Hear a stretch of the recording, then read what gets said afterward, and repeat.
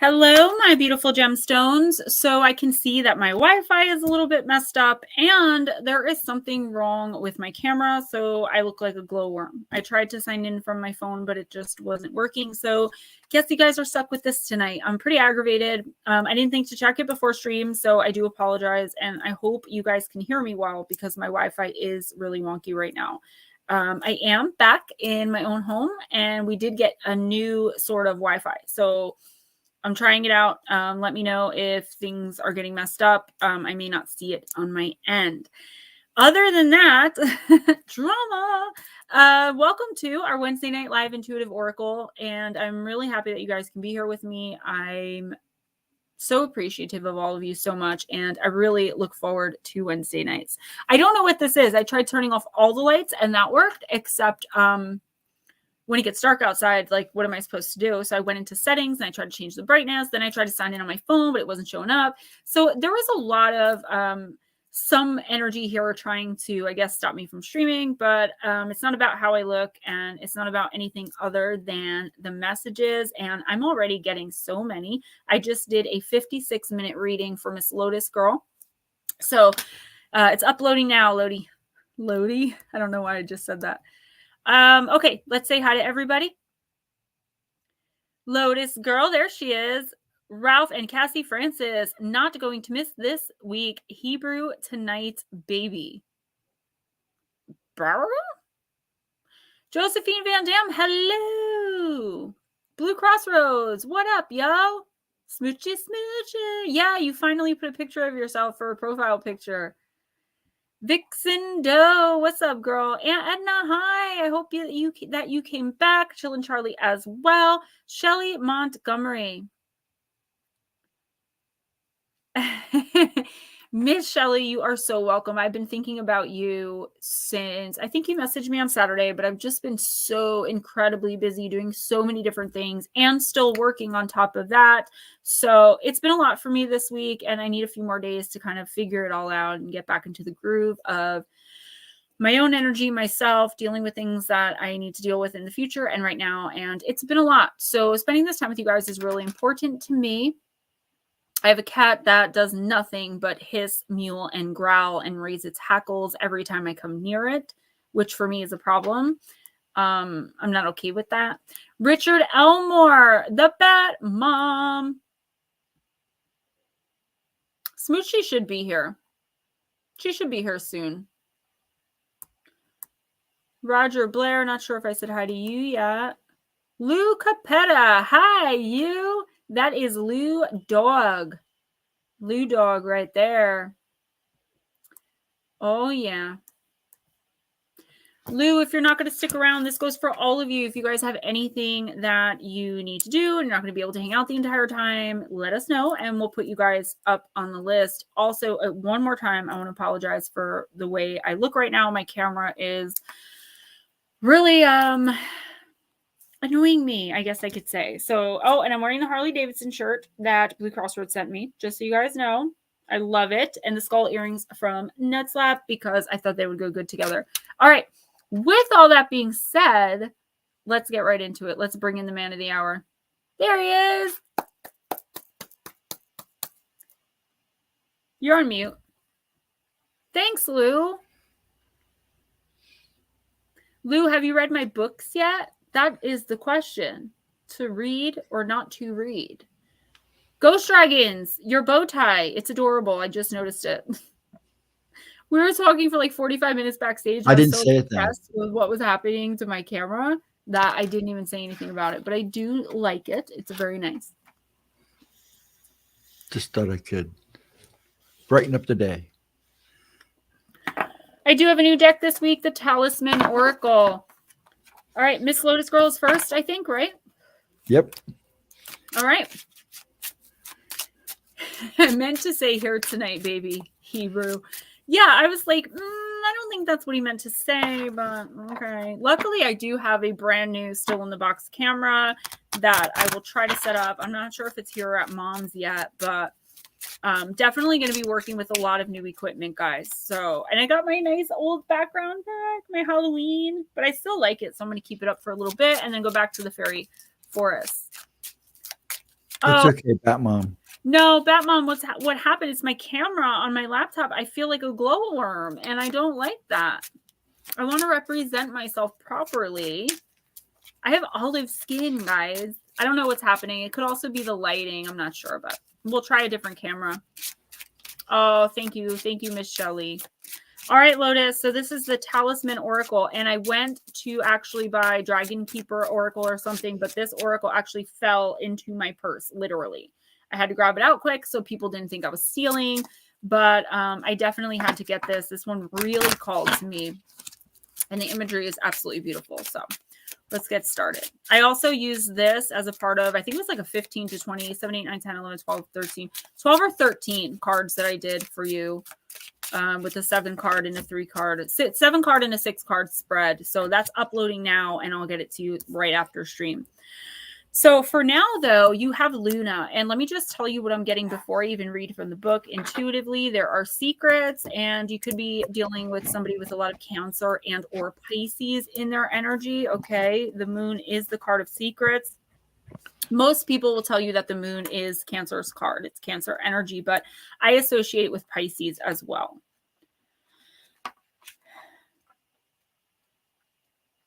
So this card represents the freedom of desire and the illuminated path of moonlit dreams. The night can bring comfort to let your imagination fly and to show your wild side. In the dark, our subconscious can bring to the surface vivid clues of a hidden situation. Your personal reading, not to give too much away, was about majorly about something being hidden. You can achieve your goals and desires if you pay close attention to the limitations of logic and reason. This card can also represent prophetic dreams and the unrealized wild side that calls upon you. Use the Luna card to conjure some moon magic and to evoke prophetic dreams, epiphanies in your imagination. You can also use this card if you're having trouble sleeping. Our bodies are made of 60% water, and we know that the moon affects the water levels tremendously. We're also in a retrograde right now. Like, that's how I should look at all times. I'll just hold the card up like this. Meditate with this card. Obviously, you don't have the card, but look at the imagery. It's actually really beautiful. Preferably by gazing out at the moon. The celestial body has the power to induce our subconscious dreams. Try telling her your deepest wishes and inspirations. After you state your wish, say, and so it will be. Lotus Girl, this is definitely you having to look beyond what's right in front of you. So even if you're asking for facts, if you're asking for additional information, if there's something going on in your life, big or small, it doesn't have to be a big thing, that you're not understanding, you're like, how did this happen? Or like, why did this suddenly come up? Somebody in your orbit knows exactly why.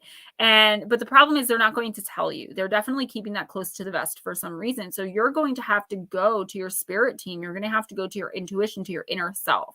And there's one thing you have to do before you do any of that. And it comes up in your personal reading. Okay. I don't want to get too much into it here. You have to be more aligned. You are incredibly scattered right now. And that's, again, as always, no judgment. A lot of us are, especially we're in a Mercury retrograde. But the issue that I'm seeing with you is that you're not aware of how scattered you are. People focus, and it's just something human beings do. We all do it on our physical selves the most, right? So if we're physically ill, usually we'll stop and take time to address that. The problem is when we're spiritually lacking or when we're energetically sick, it's not so obvious to us until it affects us physically. I'm of the opinion that 90 to 95% of the time when you have a physical problem, it is also a spiritual and the psychic energy that surrounds you. That's the issue. So I would recommend aligning and balancing your chakras and making sure that you either see a Reiki master or do some kind of cord cutting exercise on your own in order to be able to better manifest and to better connect with your spirit team. Sorry, fingers slow. Ralph and Cassie. Ralph and Cassie Francis, I'm going to use the Angels and Ancestors Oracle.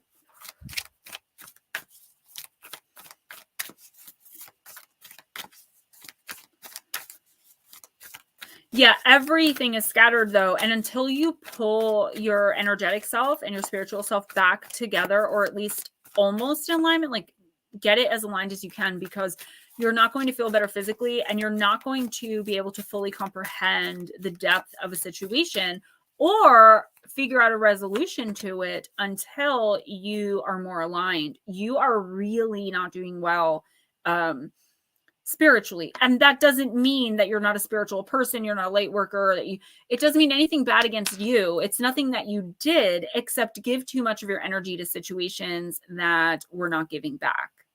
Oh my gosh, I cannot deal with this camera tonight. I will have it fixed by next week, guys. Don't worry. Look at that.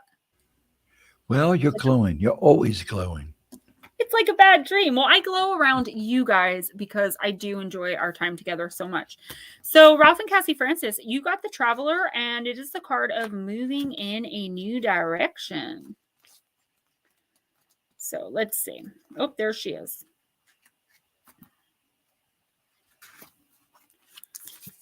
Welcome any opportunities to travel, either to the outer world or to your own inner world. The Traveler card represents the gypsy spirit within. The opportunity to move in a new direction is coming your way, and ancestral wisdom is encouraging you to welcome it with open arms. Going on a trip, an exciting process, because not only do you learn about the world, you also learn a lot about yourself. This card often comes up when you have a chance to go through a process of awakening and understand even more about the amazing qualities you have to share with the world. Often such journeys can be lonely, but this in itself can teach you that you are never really alone, and your angels and ancestors are always there for you. The road you're on may be the road less traveled, but this journey is going to be highly beneficial for your emotional and spiritual growth. If it isn't about covering our outer distance, it's about covering distance within, and you will be evolving every single moment of it. Remember to keep things simple and to lighten your load, because that will make your journey more enjoyable. You're also being encouraged to see how far you've come and how you've really grown as a human being, because this recognition will support you in going even further. And there's a good chance that along the way, you'll make new friends who will become companions for a lifetime. Smoochie, smoochie. Yes, ma'am. So Ralph, this is a really interesting card because you could definitely be traveling. Okay, traveling from your dreams. Yes, and that's what I was going to say. You could very well be actually traveling, but the main theme of this card, as far as what I'm picking up from your energy and intuitively, is you're actually exploring more of your spiritual self. Like a lot of the things that we talk about in this stream, not everyone really understands it. Like they hear the words energy, they hear the words alignment, they hear the words spirituality, spirit team, but they don't really fully understand what that means. And I feel like that could be you. I feel like, and you don't realize it, you know, you could think you're in tune, you're aligned, you're doing well. And then all of a sudden you get this download where something just hits you and you're like, oh my gosh. So prophetic dreams, definitely. I was going to say dreaming of deceased loved ones, especially ones that died in like the last 20 years or so, just coming through and trying to encourage you to keep moving forward. There's a difficult time period right now. I mean, for most of us there is because of the retrograde, but I would say even more so for a lot of us light workers. So you could be ending a relationship. It doesn't have to be romantic. There's someone in your life right now that is not going to be there next month. I feel like you're finally coming to terms with the fact that, you know, maybe this person isn't meant to be in your life anymore in whatever capacity they're in it. So the universe is pushing you forward and guiding you and telling you that's perfectly okay. Go with the flow. And I always say it, mind over matter, right? Those who mind don't matter, and those who matter don't mind. So if you need to take a step back from a person, a relationship, a situation, a situationship, whatever the case may be, if something feels off, and when something feels off, that means the energy is off, and that's what you're feeling. So if something feels off, then you need to take a step back and look at why that is. And I do feel like you're going to be making major changes in your personal like circle or romantically. Okay, Josephine, when you're ready. Josephine, let's go with deep, dark, and dangerous. Yay, Aunt Edna! Whoop, whoop! Nope, that's not it. Aunt Edna said all the blood work came back cancer free. Thank you all for your blessings. You are so welcome always. Always, always, always. The scans are going to be just fine too, girl. Don't worry. You're so welcome, Ralph and Cassie Francis. Josephine, this is you, baby girl. So, guys, don't forget to donate PayPal, Cash App, and you can also donate through the Super Chats and Super Stickers. It really does mean a lot to me. I live off of the money I make here, so. And especially the money that goes through PayPal and Cash App. I know not everyone can do that, but YouTube does take 49% of anything you guys send me, and they take it immediately. All right, Josephine, you got the Sphinx, the card of gratification. Card number 40. And it is a dangerous card, which is interesting. Come on. Okay. This is a little bit of a long one, guys, so hang tight. Beautiful card, though. Check her out. She's in her power. She's, got her little familiar. Mark your successes, Josephine. Use your intellect, be wise, and as such know that you can't know it all. Be curious. You don't always need to expect to receive something immediately. Take your time to do things well. Delayed gratification can build character and achieve big goals. Guard what is integral to you. Everything that annoys or irritates you about someone tells you a lot about yourself. So before I get into the legend of the Sphinx, because this deck always goes into them and I love them, I want to say the first thing I'm feeling here, Josephine, is that you're very impatient for something. It's like someone promised you something like a few months ago or a long time ago, and they still haven't delivered. But this is saying just take it easy, take a step back. There is a good reason why they didn't deliver yet. And it doesn't mean that whatever it is isn't going to come to you. Okay, so if someone had to take a break from your relationship, if a family member said they were going to lend you $1,000, like there's something here that you were really looking forward to, and it's just not going to happen this month, which is a good thing because honestly, I know other seers and tarot readers are going to bang me out for this, but I believe when Mercury retrograde, we should spend as much time retreating into ourselves as possible. Because that's the only way, in my opinion, to avoid any misunderstandings or confrontations when we work solely with ourselves, our own spirit team. And I do feel like that's what you need to do. You need to distract yourself with working on your spirituality.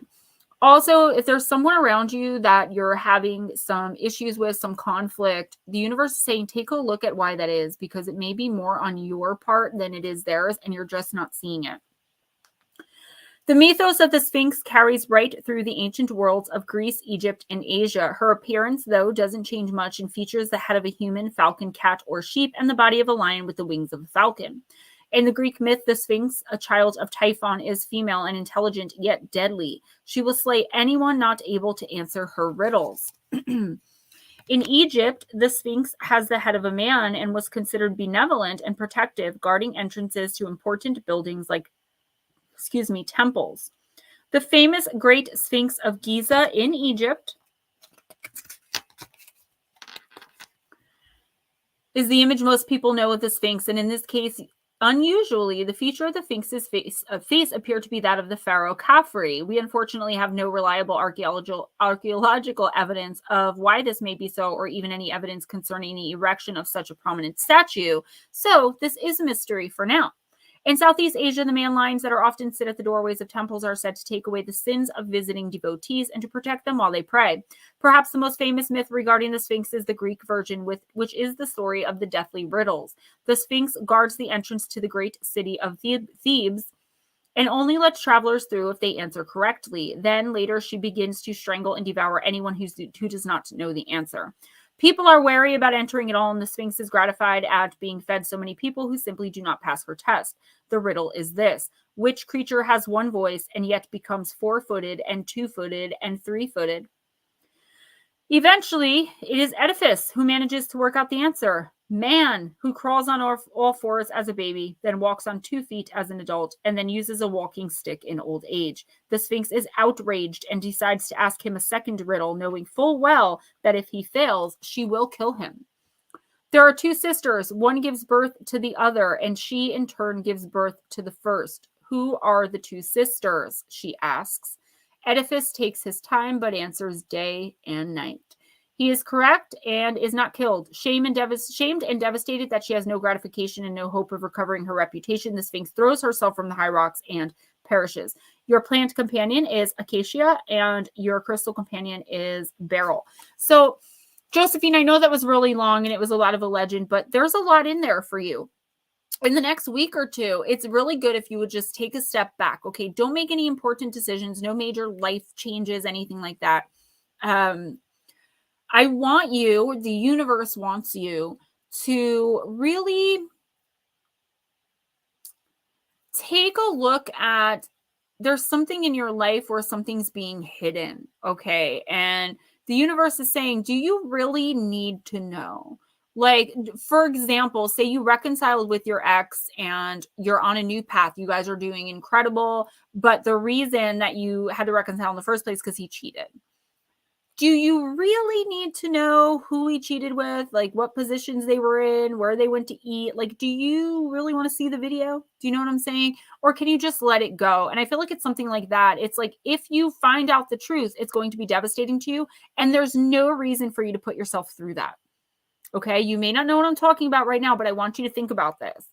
There's something you may want to know that you really don't need to, and that could end up really being devastating. Mike Roberts, anyone else that came in that I did not see, what is up? Let's do this. I'm pumped. That's good. Smile, baby. Oh, Nuts did message me. He is traveling, so he's not going to be here for a week or two. Okay.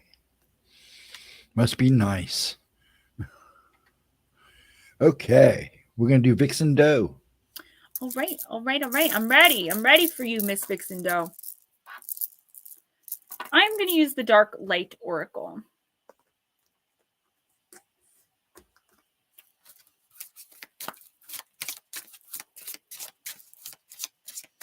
Blue Crossroads, most definitely. So proud of you. I'm so proud of all of you. Like, you all, I don't know.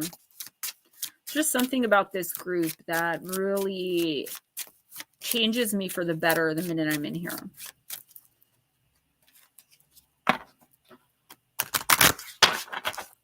I sent her that for Christmas from the chat.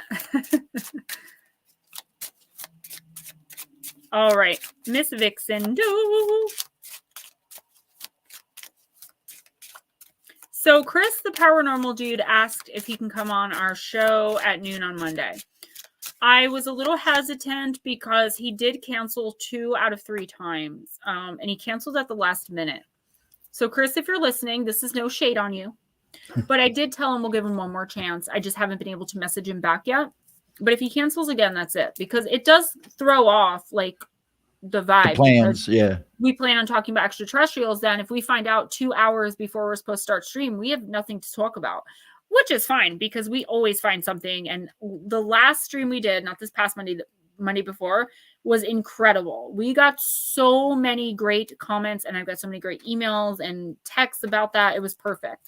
Oh, yeah, and I had people saying, "Oh, you could have gone longer," but yeah, and you know what? An hour was perfect, though. It kept an hour was really good, but I'm telling you, like, in the situation I'm at now, we could actually go longer on Mondays now.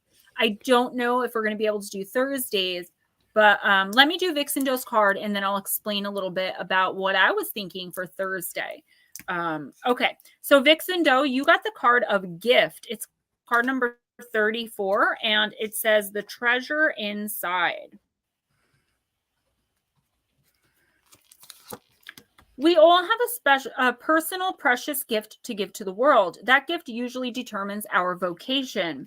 Have you found your gift? Have you discovered your calling? If you haven't yet, then you should take the time now to bring it to light. If you have, then this card is a reminder that you must organize your life according to the vocation. Your gift is unparalleled. Your talents are unique. They're yours and yours only, but it is your responsibility to offer to share them with others around you. The right path for you will always be the one that allows your true talents to shine. Your affirmation: I learned to discover what my true calling and personal gift is. Then I apply myself to offer it to the world, for I know that the world badly needs it. So this is really talking about, like, you've made so many changes in your life and, you know, things are going really well. But Vixen Joe, do you know where you want to be in 10 years? Do you know where you want to be in 20 years? You know, aside from what you're doing with your life, what's up, Monica? Aside from what you're doing in your life, the universe wants you to start thinking about what you're doing with your life. How are you spreading your light? How are you giving your gifts that the universe gave you back into the collective, right? You're a light worker. Obviously, that's why you're in here. I'm telling you. We're all just getting it together. And I'm really glad that these readings play a small role in that in our lives, you know, to be able to guide and to help, because this is my calling. This is my spiritual work. And anytime Oracle is happening, I have the time now, guys. So Vixen Doe, what this card is saying is, start thinking about how, and it doesn't have to be a job that you get paid to do. It doesn't even have to be volunteer work. It's just something that you do that gives back positive energy to the collective. If you have no idea what this could possibly be, I want you to start meditating. You could perhaps burn a little mugwort or even just some regular old sage and get into the vibe. If you can't, you're like, oh, I can't clear my mind, I can't meditate, put on a guided meditation to reach your spirit guides. They're calling some part of your destiny here that you haven't yet accomplished, that you charted yourself to accomplish already. Okay. So the universe is just kind of reminding you, like, hey, there's no rush. But if you don't accomplish this in this lifetime, you're going to have to go through all the same lessons in the next one. So why don't we get a move on? How are you contributing positively and positive energy to the collective? Okie dokie, sir. Blue Crossroads. Blue Crossroads, I'm going to use the Fairy Tale Oracle. So guys, I was thinking about this. I might be able to do a Thursday stream every other week. So the week that we do Monday stream, we'll be doing Thursday stream. I hate that my camera is doing this. I don't get it. Maybe it's the new Wi-Fi. But what I was thinking is, you guys really seem to, yes, Vixen Doe, please do that. That this is a reminder that that's what you're supposed to be doing. And I agree. Prayers when we talk to God, meditations when he talks to us. Oh, that's awesome. Claim it. Preach. So you guys seem to really enjoy spending time with Miss Lara. And Miss Lara does not want to start her own channel. She doesn't feel comfortable. I would like to offer her the every other Thursday that we're not all streaming, an hour on my channel, all for herself. She can call it whatever she wants. You guys can come in and chill. I will set up the stream for her. Ghost Dragons will teach her how to get in and out. And it could be like the metaphysical hour with Paranormal Pixie or something like that. But it's up to you guys. And of course, it's up to Lara if she feels she can do that on her own. If not, it's going to be just an every other Thursday thing. But she could fill that spot for me, make my life a lot easier for now until I can do every Thursday again. And you guys can ask her all the questions, because Thursday night is turning into a metaphysical hour anyway, which is not what I really wanted for that hour, but it doesn't matter. The last two streams were, I mean, all of them were a success, but I think the last two were amazeballs, and I'm super proud of them. So I just want to give her that opportunity. If you guys would be down with coming in and hanging out with her, I might pop in from time to time, but it's going to be all about Lara. I think she has a lot to say. I think she has amazing gifts, and I think she has a lot to give to the world, to the collective, and to this channel. She brings a lot with her. And competing with me for talk time, it's not an easy feat. So I really am going to offer, well, I'm offering that to her now, but she's not in here. But if you guys are down with coming and hanging out, I will totally set up a stream for her every other Thursday night. All right, Blue Crossroads, Fairy Tale Oracle, let's do this. I'd like to say something when you're done with him. Go ahead. Oh, I was just going to say, and if she can't do it, I wouldn't mind streaming for an hour to chatting with everybody by myself. I didn't even think to offer it to you because you're so in the background. Because you don't talk. I know Wednesday nights I ask you not to talk too much because it's hard for me to keep focus. But even like Thursday night. So we can do that. We can do like a week for Lara, a week for all three of us, a week for you, and then a week for all three of us. I think that would be amazing because she has a lot to give. I think actually, now that you say it, you do too. You don't want to interrupt. You don't want to contradict. So you just stay quiet. I think people would really appreciate getting to know you in that manner. Well, a lot of people said they want to ask me questions and stuff. So about my stories that you've We'll start read. tomorrow. Oh, jeez. You're on tomorrow, 8 o'clock until you decide to go. All you have to do is end the broadcast. All right. Blue Crossroads, you got Puss in Boots. Oh, and think of a name. Melvin Goes Home. No, like right now. No, I'm just kidding. I said Melvin Goes Who Home. cares? Melvin goes home with Ghostdragonzw. So I forgot to monetize my H.H. Holmes video. I had to go back and do it, and they made me rate it. How much physical violence is talked about or shown? How many cuss words do you use, and which ones were they? I had to go down this list. Oh my God. Blue Crossroads. Puss ventured back into the room and began to compliment the ogre in his cleverness. Of course, it was all very wonderful, he said, but it would be more wonderful still if you, who are so great and fierce, could transform yourself into some timid little creature such as a mouse. That, I suppose, would be quite impossible. This is the famous tale of seemingly insignificant friendships and gifts bringing us great blessings. For Puss is the only inheritance our young hero receives from his father, while his brothers seem to receive so much more. But in truth, this inheritance is everything his brothers received and so much more, for this cat is determined to use his considerable intelligence and charm to raise the boy up to the status of a prince, literally a rags to riches story. And all the boy must do is as the animal tells him. In many ways, this tale is morally ambiguous. Puss does lie and trick and deceive and flatter his way on up. However, he also saves the life of his master so many times, and so to me, this tale suggests a deeper relationship, and that this clever cat who wears boots and speaks and thinks faster than anyone else is truly the boy's guide. Everything the boy gains is due to Puss. And the tale never suggests there is any reparation to be made for the use of wits rather than work in the gaining of status, esteem, and treasure. So if you've received this card, please look around you for the blessings you've been given. They may seem extraordinarily humble. Who inherits a cat? But what if the cat is wisest and most clever being of all? The tale also suggests that we respect the wisdom of the natural world, which has no compunction about using wit, camouflage, and hunting skills to live and prosper. Nature does not judge the hunter or say the butterfly is deceitful because it resembles a flower and thus is protected. Look around you for clues and cues from nature, and most especially any animals that are particularly drawn to or close to you. They are your allies, and their messages can lead you to great achievements. This is an amoral story, and it is sometimes judged as unworthy for being so. But its immorality is valuable. It makes us question, what would I do to rise and to do well? I think about that every night when I do my manifestations. What are the politics of status in the world? Does Puss simply know how the world works, and is he gifting all this knowledge and wile to the boy without any thought of payment? For it seems that Puss delights in the use and exercise of his intellect. And when is wit and politics worth drawing upon? For Puss is a great diplomat, a wily lifesaver, a creature of two worlds, whose charm is put to immense use and whose loyalty is unquestionable. And if this card has come to you in the very simplest of terms, it's time to use some cunning, some true genius, and to have your wits about you and see opportunities out rather than wait for them to come to you. So, okay, there's a lot here, but one of the main things I was seeing and hearing in my head, Blue Crossroads, like a lot while I was trying to read this to you, is just really having to think your way through a situation.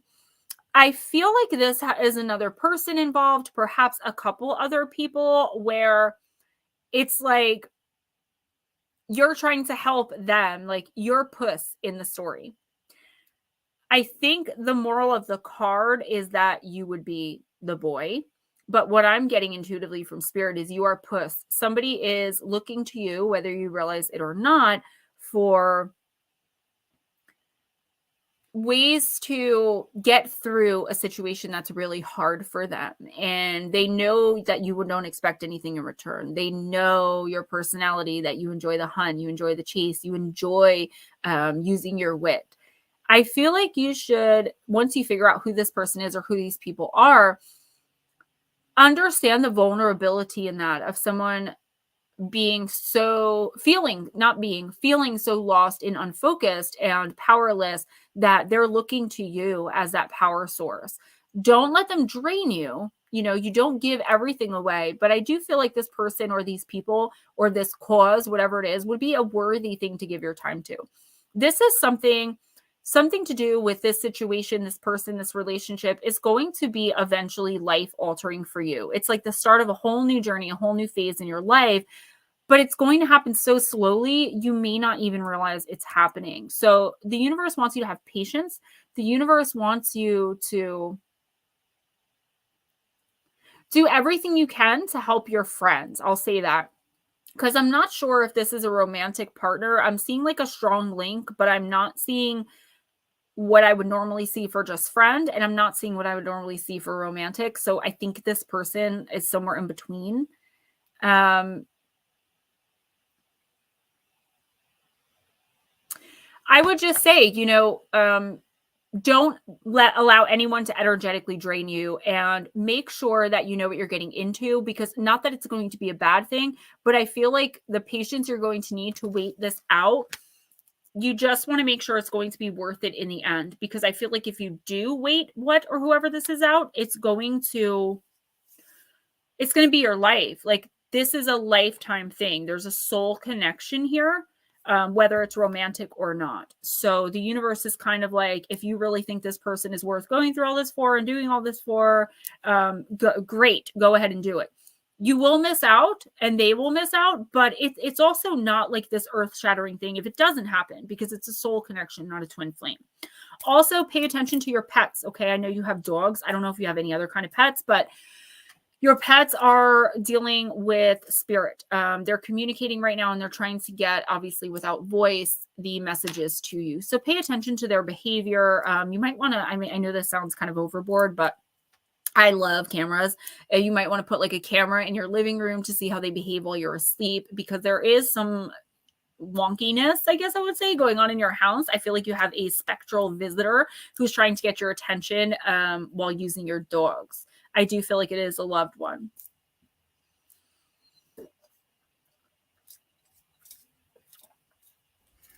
Next is Aunt Edna. Aunt Edna.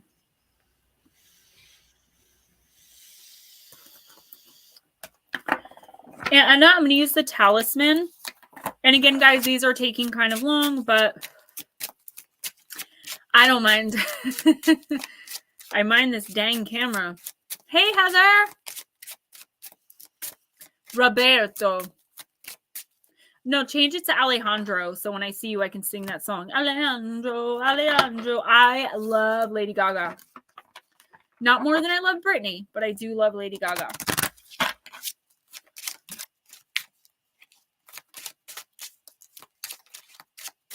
All right, Aunt Edna.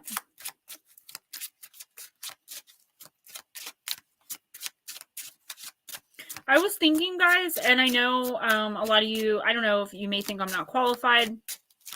I was going to start doing videos here and there, because I do want to get Moon Bear Oracle up. The Anytime Oracle is coming in the next couple weeks. I can guarantee that, because I now have all day long to film and edit and do what I need to do. I'm very undisturbed during the week, and it's so cool. I just get so focused. Like, my Do Not Disturb was on all day today, because I forgot to turn it off, because I was so focused on just like work and doing me and being happy and being in my own power. Maybe doing a non-professional view of narcissistic abuse. It comes up a lot in this chat. I know some people are going to be like, you should stick to Oracle. And like, when I do Oracle, they're like, I don't know why you're doing this. I came here for true crime. Like, then just don't watch, right? I cover everything, guys. And I feel like if somebody doesn't like Oracle, then just watch the paranormal stuff. If you're not into the paranormal, just watch the Oracle. It shouldn't be a big deal. Just don't click the video. But I really am sensing, and it's going to be very non-formal, because I'm not qualified to diagnose anyone. But I do know about narcissistic traits, because I used to have them. So just a thought. Alejandro Fernando Roberto. See, hi, multifaceted Jules. So, okay, before I get to this card, all right, and just give me a second. There's a mistake people make, and I think Blue Crossroads will probably agree with me. When you change your name, when you change your identity, right? Most people get caught eventually in the long run because they use a part of their real name.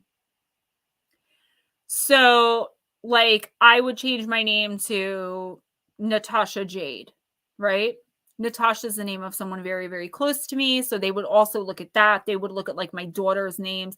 They would look at my last name because that's also a first name. So you can't use any part of your name. So even Roberto would not work because I know the best way to change your identity anyway. You go to a graveyard, you find someone who was born right around the same time as you, and go get the birth certificate for that person. You don't get to choose your own name, but you can get a birth certificate and social security card, as long as you've never been fingerprinted. All right. Way off track. All right. Anna, you got the card of union.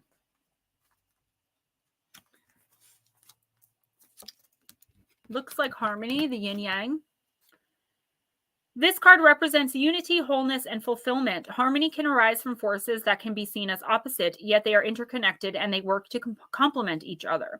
This card can represent friendship, teamwork, or partnership. It's not essential to master every talent, skill, or knowledge because our unity with like-minded people can bring the best end results. This card teaches us to trust others and their area of expertise. This heavy weight of responsibility can be divided, and the celebration of success is much sweeter when it's shared. Use this card to strengthen the bond in a friendship or partnership. Though rhinos sometimes live in solitude, they form crashes that are crucial to the group's survival and beneficial to the individual members. Channel the union strength and why did I say that? Channel the union strength and energy created by envisioning holding hands with your team or standing strong together as an indestructible crash. Your affirmation, we are stronger together. And trust is a biggie for a lot of light workers. Like at our age, I think once you hit like a certain age and you've kind of dealt with again with like, you know, us light workers, you've dealt with so much narcissism and so much just pain and trust issues. Like we all have trust issues like to the max because of how we've been treated and how we thought life was. We get to that point where we realize, oh my gosh, like this person is not going to change. Oh my gosh, this person is a real narcissist, and therefore there is no hope no matter what I say, do, think, feel, want. Oh my gosh, you know, it's like we come to all of these epiphanies throughout our adulthood. I've seen the best and worst in people, and that's exactly it. And I think Blue Crossroads sent it to me, but I had also put it on Facebook a while back. It says something like, I've laughed with the people who have said the most horrible things about me. But like I knew it. I knew they said it. But okay, so union. And I feel like you could have really found your tribe. This could be in here. But I do feel a more personal connection. You could be meeting up with or running into someone from, you know, online. It doesn't have to be in this chat, someone that you know, that you really feel connected to. You could be, whether you see it in your near future or not, you could be joining some kind of group. There's something here that's a shared effort. It's like you're going through something and you finally find someone or a group of people who really get you, right? Now you can talk about what's happening to you. Now you can start to trust, at least in some people. Now you don't feel the heavy burden of isolation or loneliness or frustration, like whatever it is. I also am getting from this card, and it's off card, is duality. A very much duality to your nature in the next week or two. You may find yourself saying things you would never normally say, doing things you would never normally do, but it's all for the good of the collective. They're all things that need to be said. You know, I just feel like you're in your power in the next couple of weeks. You know, retrograde be damned. You are doing your own thing and you're taking no prisoners. And the universe respects that, because it's you finally recognizing who you are, the duality of your nature. You don't always have to be Miss Nice Girl. You don't always have to be the one who says sorry first. You don't always have to be an overgiver. And I feel like you finally come to accept that. And I feel like that's what this card is too. It's just this card of accepting that you're allowed to have feelings. Like, I think a lot of light workers feel like being spiritual means always being nice and happy and friendly and never getting angry. Dude, then nobody in the world would be spiritual if that's what it is, you know? And I just feel like you're finally coming to that acceptance of like, I am who I am. And not being, and this came up in a personal reading, but like not being a different person for different people. So you go out with Susie for lunch and you're happy-go-lucky and bubbly, and then 5 hours later you go out with Tom for dinner and you have to be Miss Proper and Prim and you don't make jokes. You know, it's about being yourself no matter where you are and who you're with. And I feel like you're finally stepping into that. Diane, hi. Welcome, welcome, welcome. Who's next, Sir Dragon? We're going to do Richard Elmore. I know he's in and out. I think he's at work, and I've been time stamping for him too. Okay, that's cool. Because he's Richard been Elmore, a I'm going to regular. use the Oracle of the Radiant Sun. This is so lame, my camera, guys. I'm like stuck on it. Rose Tyler, hi. Do waka doo doo wop. Yeah, Shelly, we all do things we're not proud of, especially before we understand who we are. Oh, thank you, Miss Smoochie. And start to understand, like, we can't be everything to everyone. We have to just be who we are to ourselves. And then the right people will come to us. The right people will forgive us. The right people won't judge or condemn us. The right people will support us, whether we're right or wrong. I feel like if you really love and care about someone, even if you don't agree with what they're saying or doing, you can kindly let them know that and still show love towards them. I feel like a lot of people in this day and age, their only love language is physical touch. And I think that's a lot of the issue.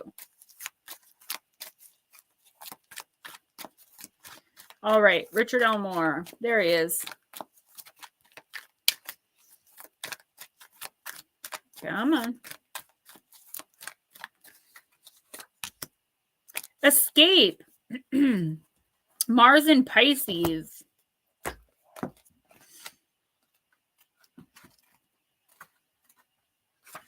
All right. Mars in Pisces, Richard, the card of escape. Those people with the Mars-Pisces combination are dedicated to understanding, sympathy, and sacrifice. They use their idealistic energies in visionary and sensitive ways. A great deal of their powers are thrown into the development of the Piscean imagination, which, if they are fortunate to be able to share with others, becomes a very fulfilling part of life. If Mars-Pisceans have the necessary ability to develop their imaginations as an artistic talent, they will have unlimited scope for creativity. People with this planet sign combination always feel a great need to help others in caring ways. This may involve working in positions and situations in which they take on a supportive background role, and often this card indicates work for or within a large organization or institution, usually in one of the caring professions. Well, Diane, I love that you're here, and I'm so glad that you're back. Yeah. I saw all of your wonderful, beautiful comments when I was reviewing the video, and I just want to say, even though I didn't see them in the moment, I really do appreciate them very, very much. The Mars and Pisces combination highlights a personality that can be somewhat secretive and could involve a secret love, a plot, or even dun, dun, dun, hidden enemies. When this card is drawn in a reading, it may show that the questioner's desire to please others to the exclusion of personal needs has placed him or her within a complex and uncomfortable relationship and or situation. Mars in Pisces is very rarely a fighting aspect, and more often than not, eventually, when all other options fail, leads one to escape from a situation by any means available. And that's where the point we don't want you to get to, right, Richard? We don't want you going to escapism. Thank you. I like you too. I love when people feel comfortable enough to keep coming back and speak their mind. I think it's awesome. Welcome to the tribe. Yay. It's so cool. You guys make me feel so good about myself. And I do appreciate that. Richard, we don't want you escaping. I don't know what your sun sign is, but like, especially if you're a Pisces or a Cancer, we don't want you dealing with this type of energy because it does lead to excessive and very intense escapism, like drug addiction, alcoholism, sex addiction, things like that. I'm not saying you have any of those. This doesn't mean you are Mars in Pisces. This just means this is the energy surrounding you in the next week or two. You guys are so sweet. Thank you so much. Make me cry.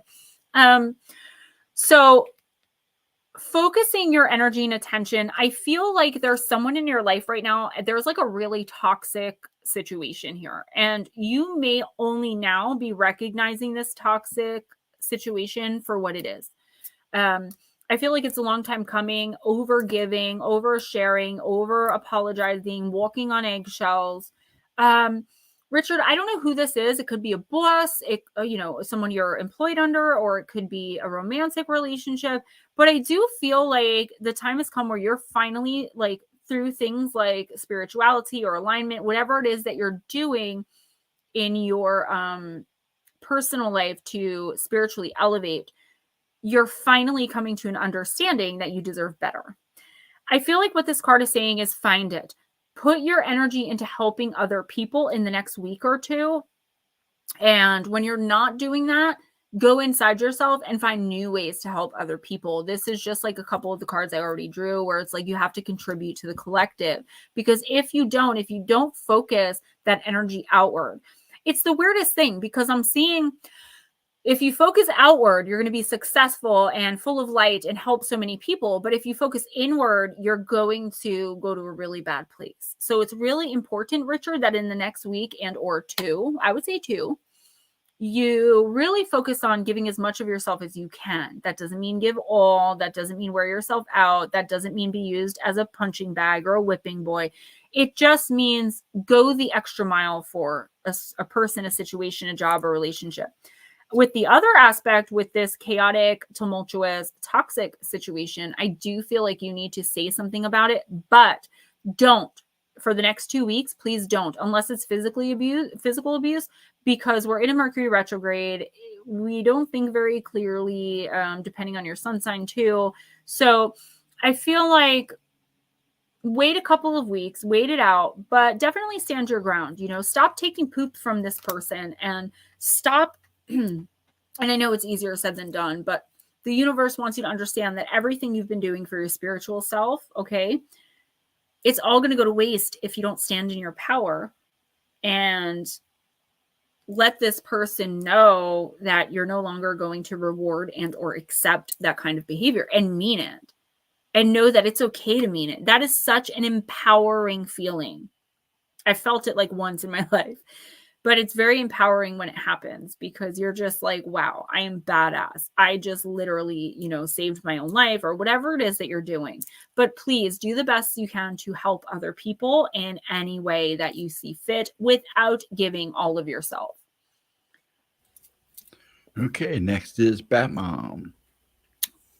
How much wood can a woodchuck chuck if a woodchuck could chuck wood? A woodchuck would chuck all that it could chuck. Woodchuck would chuck wood.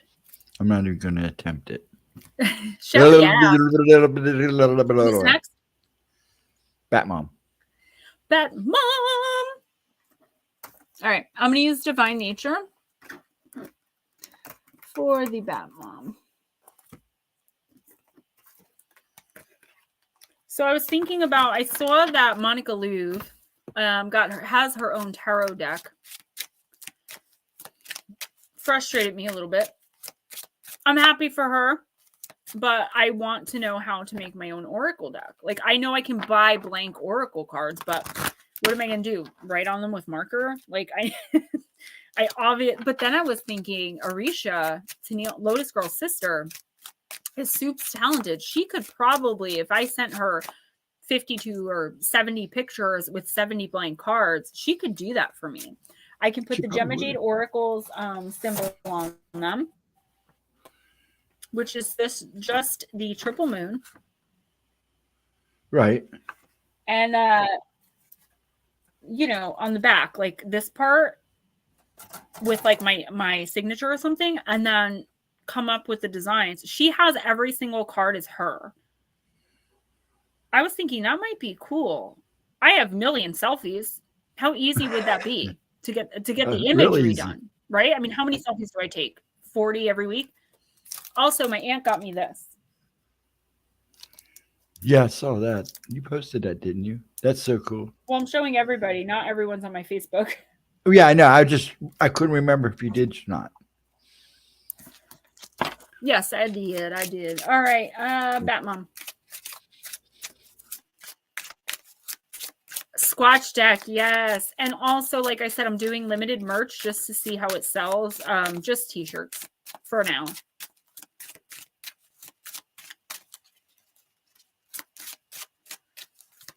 I may have my son help me with that. I'm not really sure. Like the designs. Forks, Washington. Twilight, baby. I don't know why. I don't know. Don't ask. Okay, Batmom, drink deeply. Card number 29. When you drink from the cup of your own essence, everyone benefits. This is another card about coming into your alignment and pushing it out into the collective. But when you try to quench the needs of others while your own cup runs dry, everyone pays the price. Guys, how many weeks in the last 2.5 years have I talked about comparing yourself to a cup of water that everyone keeps taking sips out of and nobody is refilling? Batmom. Now is the time to pull your energy back. Prioritize the sanctuary of time with yourself and honor the direction you hear from your soul. Name your bliss, align with it, and then chart a renewed course to follow it. The person you're becoming will always cost you comfort, relationships, security, places, and opportunities, but you need to choose yourself over everything else. I feel like there's a situation in your life that you have tried to do every single possible flippin' thing that you can, Batmom, and still nothing has changed. That has nothing to do with you. The reason nothing has changed is because these are contracted situations where they have to play out one way or the other. And I feel like you are offering something in between. I do feel like even though like these people are saying like either they don't believe you or they reject your opinion or something like that, but like they're still coming to you for advice. I don't know. It's so weird how I'm seeing this. So,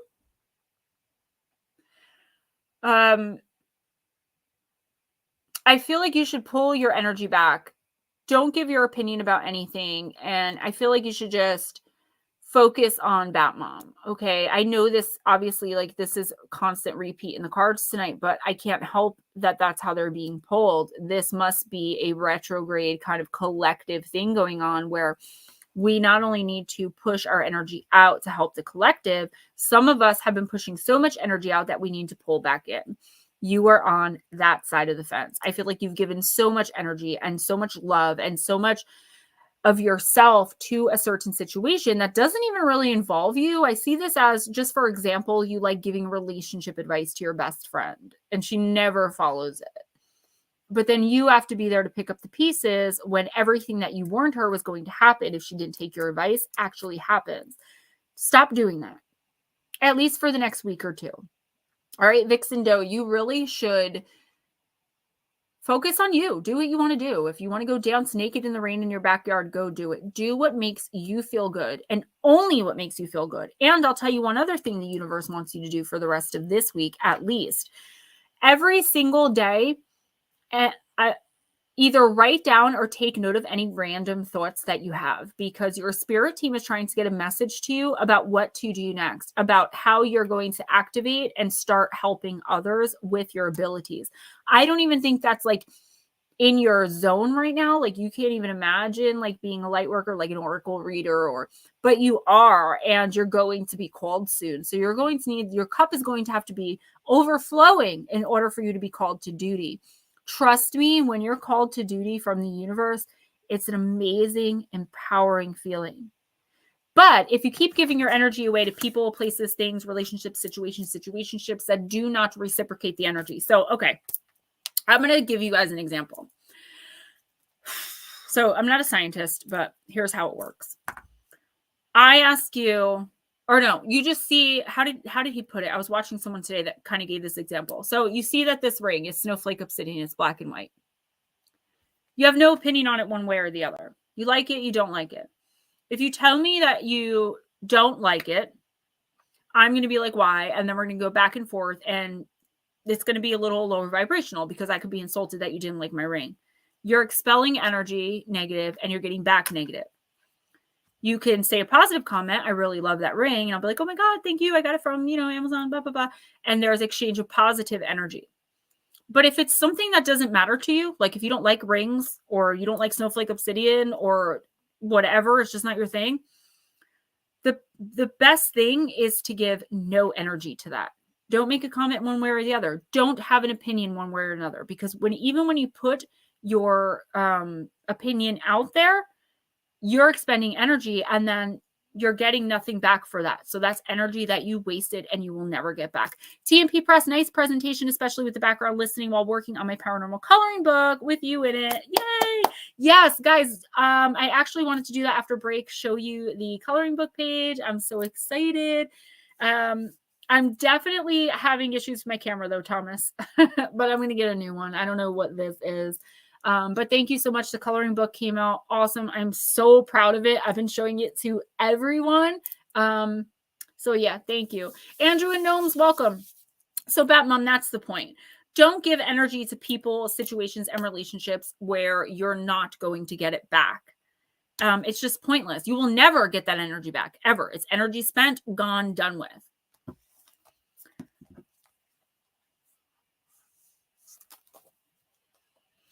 Blue Crossroads, that would be an amazing idea, because I feel like the longer you wait, it's like, you really don't have to. There's no reason really to wait. So that's a good idea. Roger Blair. Excuse me.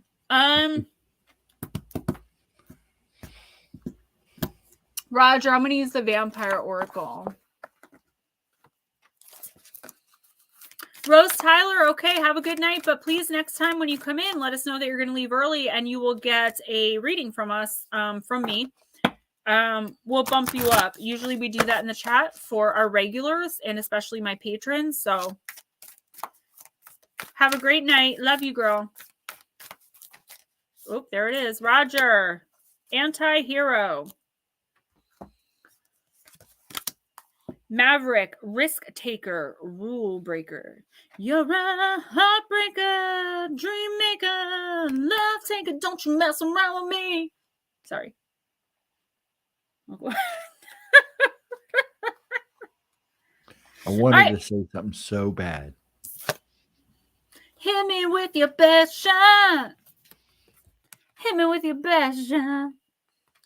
You are doing a good thing, Roger, but it is unlikely you will wear the garland of the hero or be recognized for any real contribution to the greater good. You are not the kind of being who people acknowledge, and it has been this way for a very long time. This is because most people are trained to recognize what looks good from appearances, the kinds of jobs people have, and the way you humans even walk and talk. And the person, the human being you are, is something that cannot be identified and classified simply, but the truth is that you have done a very good thing. You are a safe person, a good person. We can sense this from you, and we wish to acknowledge the valor and brightness that surrounds you. The deed you have done will not be recognized as soon as you would wish, but the impact it has will ripple out through the energy of the world, and in return, you will be noticed by many, many who also never quite fit in or have been recognized despite the good they do. Don't take it to heart. Do not allow this to ever prevent you from doing what you are urged to do, and do not allow all the moments where you have been unlike your best self to define you. You are a mixture of what people call good and bad, and what is taking place now is a kind of working your way through what you feel you must do to rebalance the ledger of your life. This doesn't mean you'll ever receive an award or be offered a hand to shake. You may even fail to be recognized again and again, but now we see you. And so many others see you too. You'll find that creatures who are less socialized will trust and come to you. The young animals, creatures whose senses are more alert and who rely on feeling rather than what they see. You are a truly beautiful soul in parts. And yes, you have done things that have been called wrong and were. But humans are complex and they enjoy calling you wrong, for they often then feel superior and they draw attention to their supposed goodness. All are the sum of their actions and their choices within their circumstances. Even the roughest and most humble among us can become the hero, and those who are greatest and most seen to do good often are glorying in their own virtue. Don't fear. You are a walker of the night, and yet your time will come. You will inspire love. You are more than those who cannot see you and say you are. Their voices are empty. Your life, although strange, is full. Blessing, you are displaying to humans who are thinking too much in boxes with labels that those who do good are not always going to fit a cultural stereotype. Curse, to feel neglect, to feel resentment that others receive the glory for your deeds. Perhaps now, no, you have chosen this way in order to remain an outsider, so you need not enter into groups in the same way. You are in a stage where you are working very strongly with your unique energy and power. Working with this card, your individuality is a gift from the divine. You are the only person on the planet like you. You truly are here for a purpose, and you truly are needed here. No matter how modest this purpose, do it well with all your heart, and there will be no more loneliness. There will be no more loneliness. So, okay. Let me get this straight, Roger.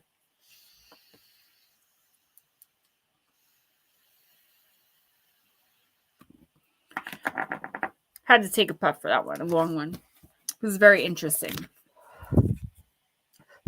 Did someone recently steal your work, steal your idea? I'm seeing someone taking credit for something you did. Literally. Maybe you don't know that this happened, or it hasn't happened yet. If it hasn't happened yet, definitely keep your ideas. You're welcome back, Mom, to yourself. Okay. Especially work related. Also, if you're trying to surprise someone, like throw a surprise, whatever, a birthday party for your wife or your girlfriend or someone, your kid, whoever, your best friend, don't tell too many people. I feel like you have a lot of people in your midst who, for some reason, are just waiting to see you fail. And that's horrible. And that's horrible to hear. It's also horrible for me to have to say. I feel like you have a lot of untrustworthy people in your life. Okay, Roger? And I feel like that's a lot of the reason for your perceived failure. It's not that you're failing, honey. It's that the people you're surrounding yourself with are not giving you support, love, recognition, commendation, whatever it is that you need in order to feel successful. Needing to feel successful comes from our human selves, comes from this 3D world. Diane, okay, let us know next time so I can give you a reading before you leave. All you have to do is come in and say, I have, 20 minutes, and we'll make it happen for you. All right. So, Roger, I feel like you have to really start reevaluating the relationships you have. I don't feel like you have a lot of people that you trust, that you have close relationships with, but I do feel like you have enough that some of them need to go. Okay. If you achieved a lifelong dream, like say for your entire life, you wanted to be a best-selling author. Okay. And eventually, after a long struggle at 40 years old, you make that dream come true somehow. And the person who's supposed to love you most, your partner in life, doesn't even celebrate. Like, they don't even acknowledge that you did it. They just go right on by. Yeah, that's great. You have to ask them if they're happy for you, right? It's those kinds of situations that really hurt and make us feel desperate and frightened and less than. I feel like you need to take a stand against these people. And that doesn't mean confront them, Roger. That means walk away. If you want to ghost them, ghost them. They are not worth another second or moment of your energy. Remember what I just said to Bat Mom? All right. I hope this makes sense. Good night, Diane. Thank you so much for coming in, and I hope to see you again next week. Guys, don't forget, all through April, half price readings. If you pay through PayPal or Cash App, $20 instead of $40. I could really use the money. Donations greatly appreciate it as well. Like I said, YouTube does take 49%, but 51% is better than no percent. So I appreciate you guys. Leather mini dress. Oh, I like her too, right? She's so cool. I'm sorry, Stephen. What did you say? It's all right. Andrew will be next. Oh my gosh, already? That means we're almost done. Well, he came in yesterday. I had to fit him in. It was so nice for him to pop in a day early. No, what I'm saying is we don't have a lot more people, do we? Actually, 1, 2, 3, 4, 5, 6. All right, we have a few. I thought he was at like tops. 8 right now. Right, and I'm sure more will wander in here soon. We're going to hang out for a little bit. All right, Andrew, I'm going to use the Divine Circus. Drive her till the wheels fall off. I don't know why I just thought of a country song when you said that. You know what song I really like? That song, Body Like a Back Road, driving with my eyes closed. I know every curve like the back of my hand. Doing 60 in a 30. I ain't in no hurry. I'ma take it slow just as fast as I can. Anyone? No? Okay. Hey, what is up, Three Souls Paranormal? Stick around for a reading or let us know if you're going to leave. That way we can give you one.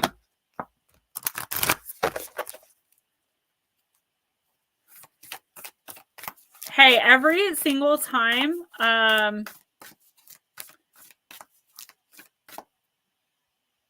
you mean you don't know how to put cash on it?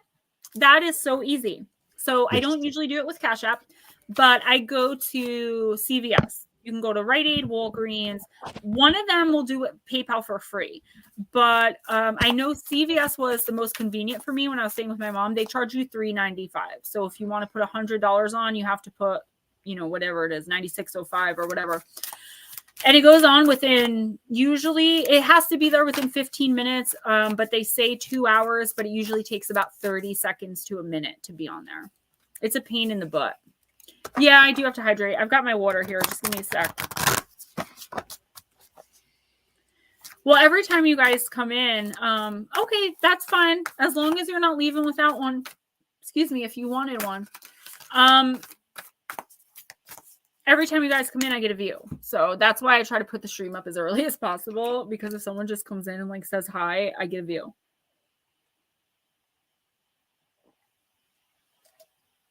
I mentioned this water last week. Can I tell you guys? It is delicious. It's grapefruit extract, and RJ has been taking it in his cup to school with him. He loves it. That kid drinks so much water anyway, but all right, Andrew.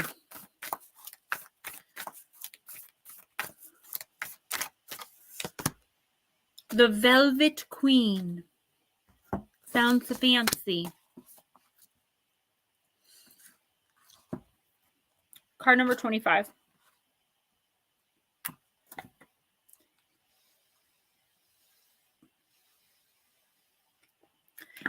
A rare prize,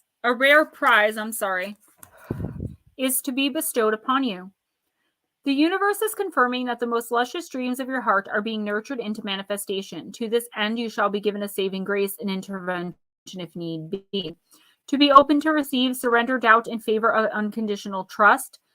Through your trust and optimism, you make it easier for the universe to give you a most deserved gift. This is the power of positive thinking, right? Positively affirming. I love my luxurious, beautiful beach house. I love that on a warm spring day, I can walk right down my back steps and my toes are in the sand. I love flying kites with my son on the beach. Put yourself in that mode of your dream space. Imagine it in your head. Feel all the amazing feelings that you would feel if you had everything you wanted right now. If money was an issue, if your work was an issue, if distance wasn't an issue. Put yourself there several times a day. And then the universe says, oh, really? And bounces it back to you. When we constantly think, oh, I'll never have my dream house. I'll never get this done. I'll never meet this deadline. You're setting yourself up for failure. A rare prize is worth the effort to attain. Your efforts will need to include loving discipline. Loving discipline is not about trying to bend the world according to your will, but rather about readying yourself to align with the spirit of what you want to receive. To receive rather than attempt to take by force requires strength, trust, spiritual intelligence, and courage. It is easier to try and force things from a fearful place, but it's more effective and empowering to learn how to attract and receive through consciously chosen surrender. This allows the universe to do its best work for you. To surrender is not about passivity, but doing all we can do and then trusting life enough to let go and allow the outcome to be what it will. Surrendering is not giving up. It's about trusting that there's a great and generous intelligence expressing itself through our lives, and if open to it, great treasures will be bestowed upon us. Lou, if you're still here, let us know. So the discipline spoken of here is about changing your consciousness. It asks you to release issues around self-worth. Why should you not be empowered and assisted by the universe to create a life that fills you with joy and feels just right for you? Of course you should, can, and will be. Release any lack of self-worth that would get in the way of your opening and complete trust to the universe. The Velvet Queen assists in shifting the mind from scarcity to prosperity consciousness, where we feel we can receive precious gifts with an easy, open attitude, neither holding on to them out of fear nor pushing them away out of shame or guilt. When she enters your life, she brings a sign of abundance headed your way. This must manifest itself in many and varied ways, in financial wealth, career opportunities, increased love and affection in your relationships, or as a sense of living in the rich fullness of life, spiritually as well as emotionally and materially. She also indicates a prize that is worth attaining. It is said that the sweetest fruit is at the top of the tree and therefore worth the climb. The Velvet Queen lets you know that your most prized dream is within reach through a combination of letting life unfold as it will and your own disciplined efforts. Don't give up. You cannot make the fruit on the tree grow faster. That will happen according to the rhythm of life, but you can certainly do your part to be ready to climb the tree at the right moment to savor the sweetness of success. This is about expecting more. Okay. Andrew, this is about expecting more from life. Like, not hope for the best, expect the worst. Expect the best. Don't focus on what the worst could be. Positively affirming your life. Being grateful to the universe for everything you have, even if you don't have it. That's why I write my affirmations down. They're actually, in my opinion, and through a lot of the healers and professionals that I listen to on a daily basis, they do say that writing them down is a lot more effective because you're putting it there. It's there. It's imprinted there. It's stamped there, right? You want to write in either purple, blue, pink, or black ink. Those are the best ones. You can write in any color.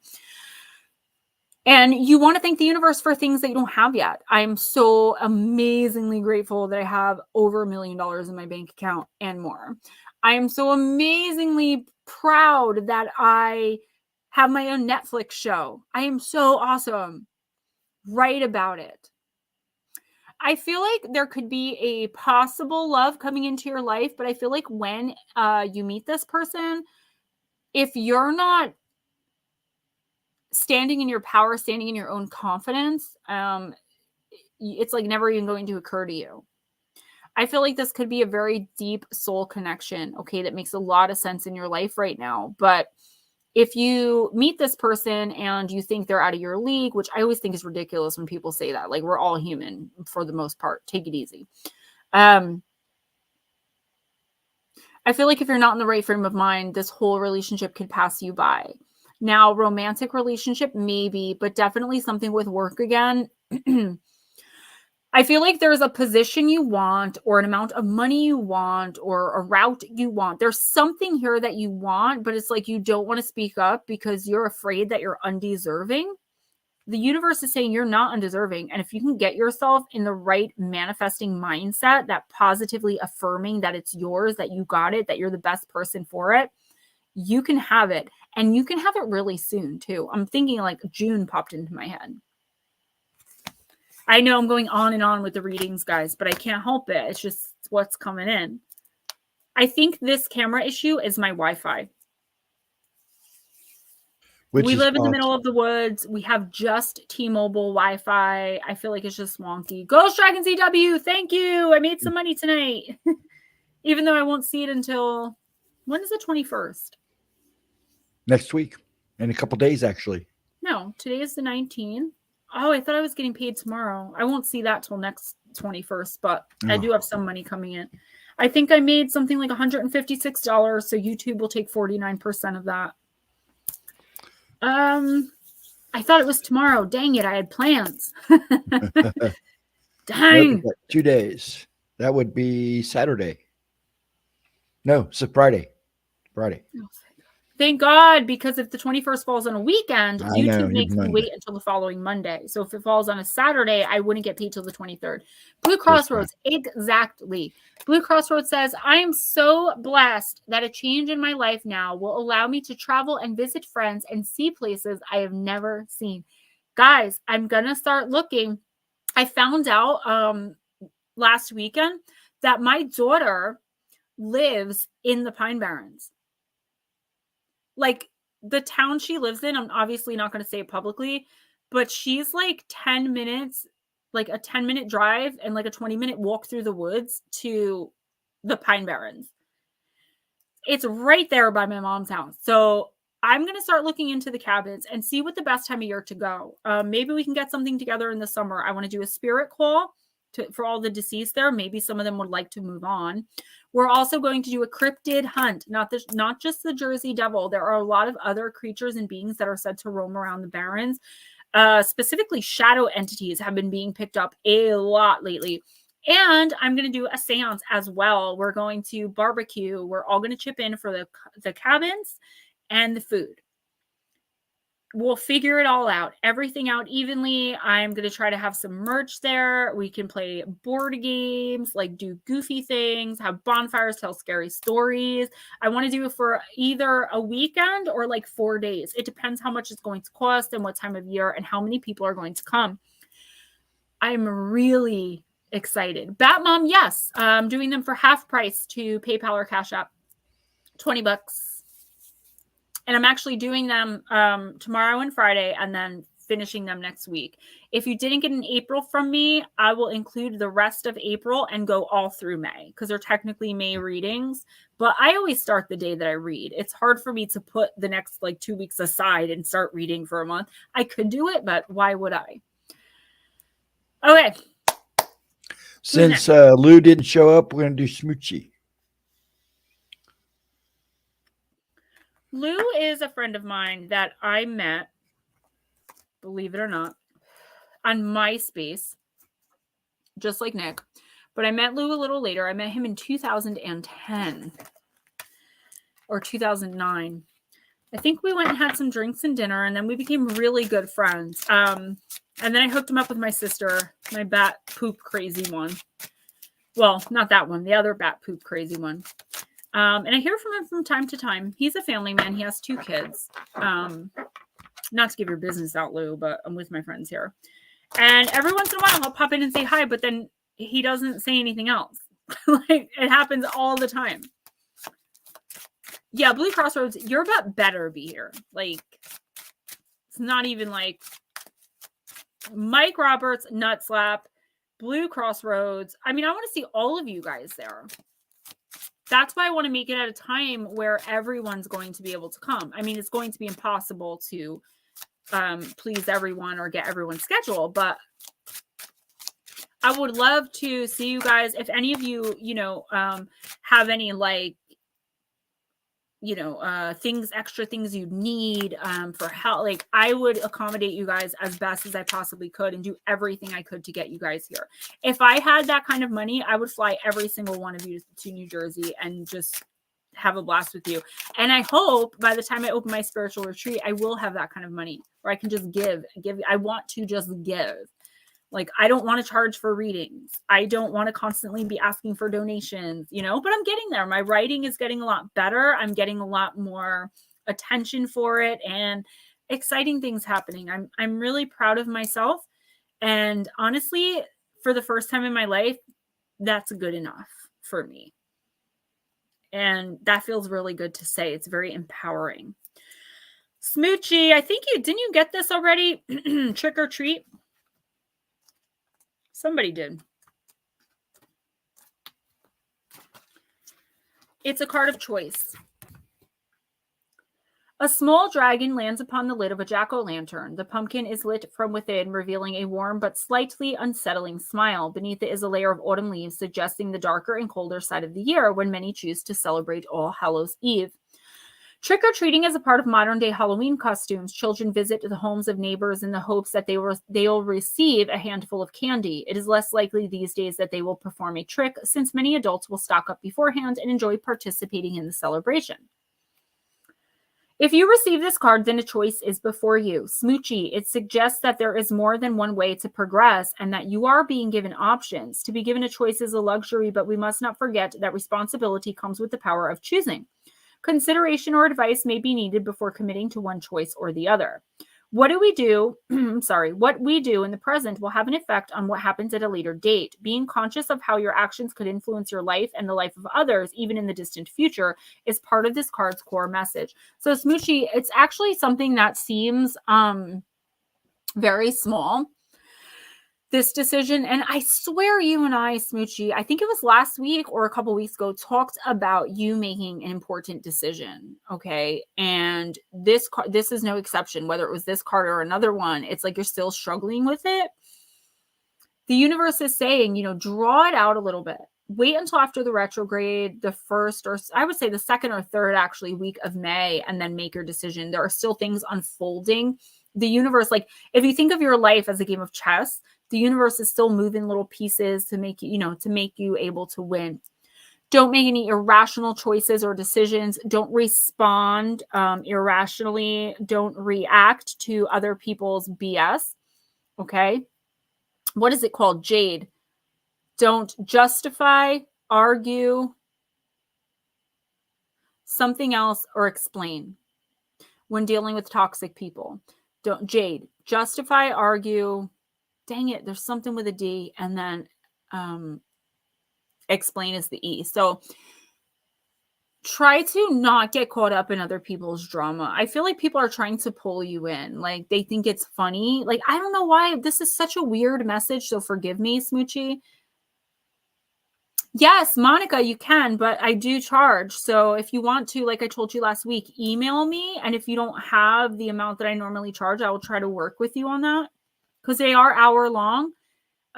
If you want to do just a video reading, that's a different story. It's a 1 hour to 1.5 hours. I read for you, you ask questions. But if you want a spiritual session, that is a week by week process for 6 weeks. Okay. Anyway, sorry, Smoochie. So it's so weird. I see someone like asking you what you think as like a joke, but it's not a joke. It's like they think you're funny. They like to hear you talk. They like to get your sarcastic comments and your sarcastic answers. But the problem is the choice you have to make is a very serious one. And if you don't take it that way, you could end up putting yourself or someone you care about in a bad situation or through another dark night of the soul when really they're closer and you're closer to your awakening than ever before. Well, better rewind. I'm going to be using my phone for this from now on. I put my phone in front of me right here and I'll still be able to use the computer this way. We'll get the other camera I sent you and we'll get it. That's at Mom's. I know it is. It's in the attic because it was right here. And it's not right here anymore. So that means that it came with my stuff. I know it's there. I just have to get it. For now, though, I think I connected to StreamYard with my old email address. It's all good. Who's next? I'm sorry. Monica. Yeah, it's GemmaJadeParanormal@gmail.com. And I always work with you guys. I very rarely will say no. The only thing I ask is like, I had one client. He paid all the money. He got the box. It's been about 6 weeks now, and we've only spoken twice. Like, you can't do that. And I know he's just going to randomly text me like, hey, can we talk? And it's like, no, this is a 6-week process, and you've blown me off 4 straight weeks. No, like, it's over. And I don't like doing that, but I can't be at people's beck and calls. And I'm kind of just venting right now. I do everything I can. But if you just want a one-on-one video reading, girl, hit me up. That is very easy for me to do. I have a lot more time. I put everything in the chat like for you. And there's information in the description box. So, yes. Oh, okay, cool. So Batmom, I should have a pen and paper here, but I don't have a pen. Stephen, could you just write down Batmom?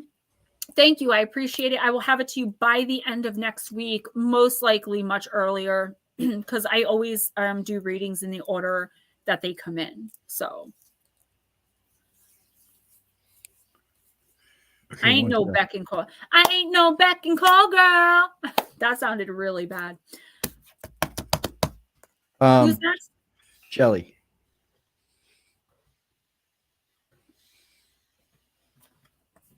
Shelly, let's use the new deck, the Talisman. All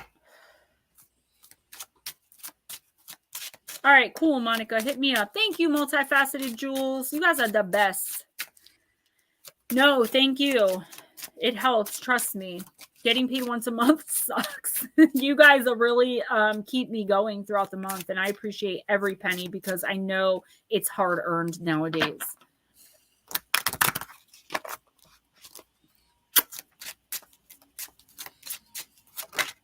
Oh, Healing energy, Shelly. This is a beautiful card, the imagery. This is one of the first cards, like when I was separating them. I take pictures and I use them for the backgrounds of my thumbnails, if you guys didn't notice.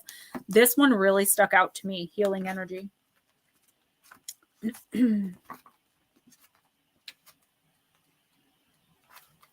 All right, Miss Shelly. Take a moment to reconnect with your true self. It's time to heal the wounds you might carry, dissolve the stress, and replace the negative energy blocking your radiant character. Slow motion. That's okay. We'll do you next, though, because I know you're all the way across the pond there.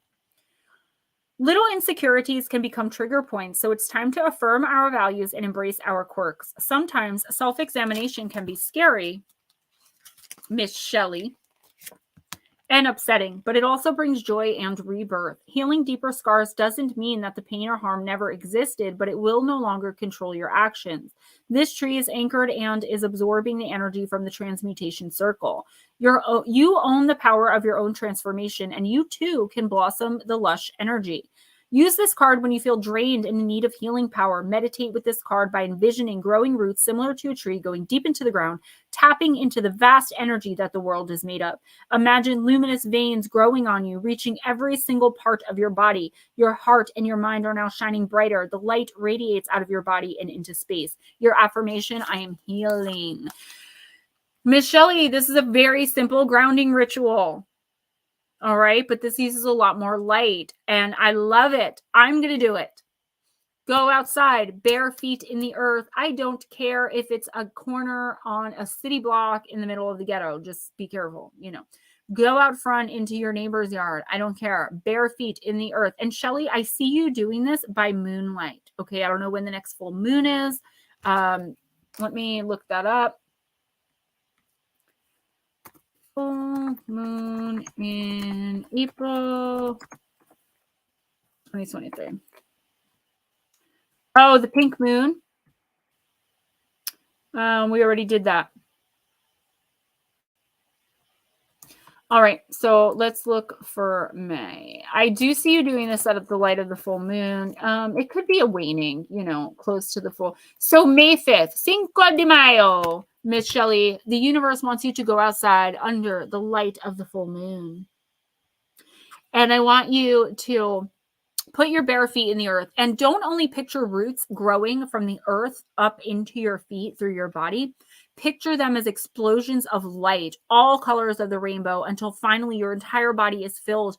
And you can literally, if you do this the right way, you will feel the energy going through you. It is empowering. You will be able to throw energy, literally throw energy. Shelly, I feel like this is really important that you do this because you have a lot of negativity. You have a lot of trauma bonds. You have a lot of negative cord attachments. And that's no shade on you because those are not things we can control. Okay. They're actually contributed to the people that we've surrounded ourselves with or have been forced to surround ourselves with throughout our lives. How you handle it now, though, is all on you. Go out, do the grounding and healing exercise, please. It will put things into such a perspective because you will be so aligned that it'll be impossible not to gather the downloads and information that you need in order to move forward, to push your abilities, your power out into the collective. We need your beautiful soul. We need your beautiful energy.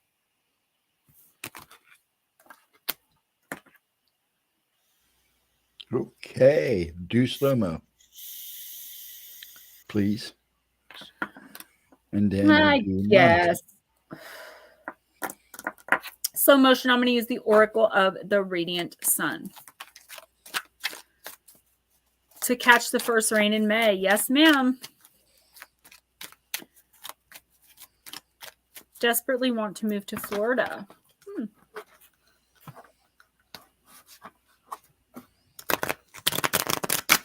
Dressed in all black like the old man. Have my friends singing "This is for your homie," and you know me for making them so sick. Never mind. Yes, it is. Blue Cross Road sent it to me along with a gray Harley Davidson hat, which my mom immediately stole. She's a hat person. And some homemade soap and bath bombs, which I thought were really cool. I'm also trying to, guys, think of a giveaway for the amethyst necklaces that Ghost Dragon sent me. So he sent me 8 gorgeous necklaces. And if I take a break for 5 minutes, I want to grab the coloring book, the magazines again, and those necklaces, amongst a few other things. But those really stuck out to me. They're so gorgeous. And they have real crystals with silver dragons wrapped around them. I'll show them to you guys. So there were 4 different ones, and then there was one black onyx round one, which my aunt wanted, so I did give it to her. But there's turquoise, green aventurine. There was the one black onyx, but the other ones have 2, and they're circular, and then they're pointed, right? There's 2 different kinds. There's purple amethyst, green aventurine, turquoise, the one black onyx, and there was one other kind. They're over there. I have all of them. But my point is, I believe lapis was the last one. They're so gorgeous. And the round ones look very feminine. And the pointed ones but they feel more to me. They feel masculine. So I want to do some kind of giveaway, but I just don't know what I'm going to do yet. It might be like a package deal. Like I send you a few things and the necklace. I might do like a contest. Last time I did a contest, nobody entered. So I don't know. Okay. 2 cards came out, but the first one that came out stuck out to me. Slow motion. You got the card of detachment, which is Venus in Aquarius. Slow motion. Basically, Aquarius Venus people like to be friendly with everyone, but not too friendly. Not the most stable of partners, if nevertheless they find a stimulating and sociable relationship that allows them adequate freedom in not too traditional a way, they will stick with it tenaciously. Plenty of intellectual stimulation is important for this planet sign personality. They dislike jealousy and overpossessiveness and soon tire of romantic partners who seek to encroach on their social freedoms. Their taste inclines toward the unusual, with innovative art taking pride of place. Sexually, they can in some cases be somewhat eccentric and promiscuous. Many of the acquaintances, friends, and loved ones of Venus Aquarians will be creative and artistic. In long-term partnerships, they are more likely to marry someone who has been a good friend for quite a while. In fact, friends becoming lovers and lovers becoming friends fits easily with their unconventional social attitude. People with this aspect flourish in group activities, especially where the group concerned is involved with an ideal or a particularly avant-garde philosophy.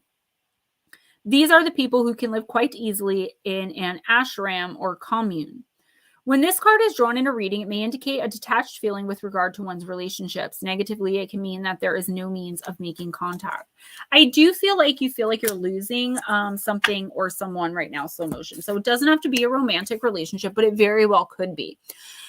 There is someone or something that you care about. Yeah, Mike, I know. Dearly and deeply. But the problem is, it's like it's causing this confusion in you because there's a part of you that's like annoyed. So if it's a romantic partnership, you're like, oh, I can't wait to hear from Sheila. I can't wait to hear from her. Like, she was so cool. I want to hang out. And then she texts you and you're like, oh, not now. You know, this is the energy that I'm getting. It doesn't have to be a romantic thing. I am getting that, but I also think that the reason I'm seeing romantic connection is because in the next week or two, you could be meeting someone with like a soulmate vibe. Again, though, that doesn't have to be a romantic thing. The thing is, if you don't keep an open mind and only accept this person at face value, like someone's going to behave much differently when they're in a group of 10 people than they would one-on-one. That's just how people work. That's socializing, right? Most people are not the exact same person. They tend to be more in depth, more open, more vocal, more personal when it's one-on-one. So if you meet someone that you feel like you might click with, but you're not really sure, try to hang out with them a little bit or get to know them, talk to them. Don't just let this person slip away because they're going to be really important in the very near future for an opportunity that's going to be handed to you. Also, you really need to make a decision. Do you want someone in your life or don't you? Because you are sending out vibes that are very confusing to them. No, it's not about your eyes, honey. But that actually does help. They're not Dalmatian, they're flowers. that actually does help to know that, because it helps me see a bigger picture. So it could be fear of detachment. You might feel, whether you know this or not now, once something like that happens, you could feel like you're less than. You could feel like maybe certain people aren't going to still accept you. You may not think that that's possible right now, but I do see it in your future. And it doesn't have to do with your eyes, but that makes a lot of sense that you're going to detach. The universe is saying, don't do that so much. Like, trust in the people around you. And it's a great way to weed out the people who don't matter, baby. I'm your Venus. I'm your fire at your desire. No? Go, baby, go. Swing those hips and do dance. Ready? Yep. Miss Monica. Monica. Monica, let's use deep, dark, and dangerous. Everybody, please send slow motion, love, and healing energy and light, please. All right. Monica.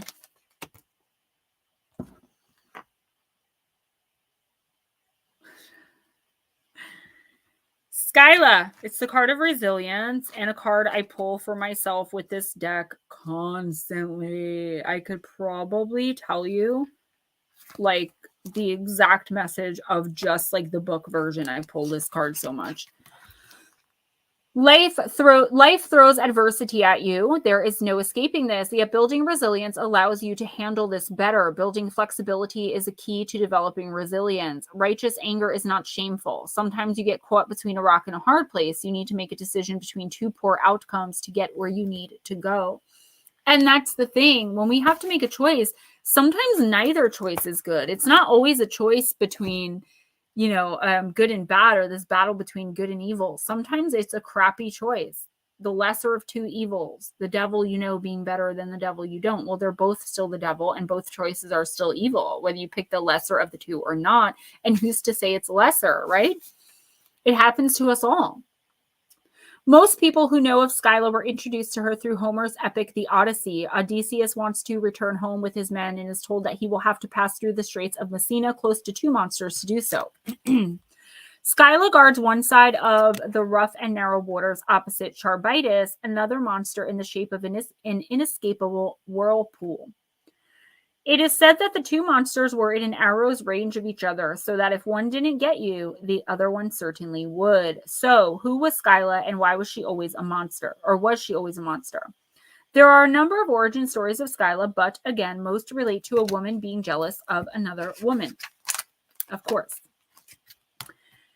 And harming her enough that she becomes monstrous, a repeating motif in the ancient Greek world. Before she was turned into a monster, she was the beautiful sea nymph, daughter of Phorcys and Ceto, deities of the sea. They were also the parents of the Gorgons. In one myth, it is said that Skyla was transformed by Poseidon's wife, Amphitrite, by placing a poisonous potion into the pool in which Skyla bathed. Poseidon had his eye on the beautiful Skyla, and Amphitrite became jealous. The second myth featured the handsome Glaucus, a sea god who fell in love with her, but who she rejected. He asked the sorceress Circe, whom he was friends with, for a love potion to assist him. Circe, however, was in love with Glaucus herself. Instead of the love potion, she created a drink that turned Skyla into a monster.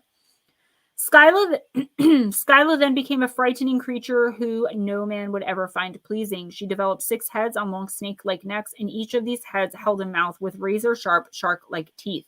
Her legs were girdled by savage dogs, and she no longer had a human voice, but made the baying sound of hounds. Oh my God, that is horrific. She had a half-crab shell that was stuck out of the black cave, and tumbled rock she was perched upon. Odysseus asked the advice of Circe about the best way to pass the monsters and survive. Circe advised that both monsters were terrible and that loss of life would happen, but it was better to get closer to Skyla and lose just a few men than to lose everyone and the ship in the whirlpool of Charybdis. Homer writes of Skyla in Circe's voice. No crew can boast that they ever sailed their ship past Skyla unscathed.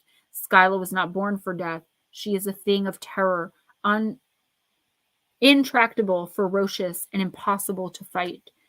Odysseus was literally caught between a rock and a hard place, yet decided that battling Skyla would be preferable. He and his crew sailed to the strait where Skyla and Charybdis were, and knew that death was near. They sailed closer to Skyla, who rose up in rage and slaughtered 6 sailors. 1 man was taken by each of her heads. Skyla remained resilient and undefeatable. In a much later story recorded in Eustathius's commentary on Homer, it was said that the hero Heracles encountered Scylla during a journey to Sicily and managed to slay her. Her father, the sea god Phorcys, immediately applied healing flaming torches to her body, and she returned to life. Again, Scylla rises, righteously ferocious, to thwart yet another pesky hero. Your plant companion is the sea onion, and your crystal companion is serpentine, which I have right here. Not the blue one. All right. So, Monica, there is a big message here, okay? And it's the thing that's popping into my head most is stop taking crap from somebody, okay? There is a toxic, negative person in your life, and I feel like this is another repeating motif in our lives, the collective, as empaths and light workers. I feel like you really have a choice to make, and neither one is going to make you happy. So I'll give the example of a love relationship, right? But I always say it doesn't have to be that.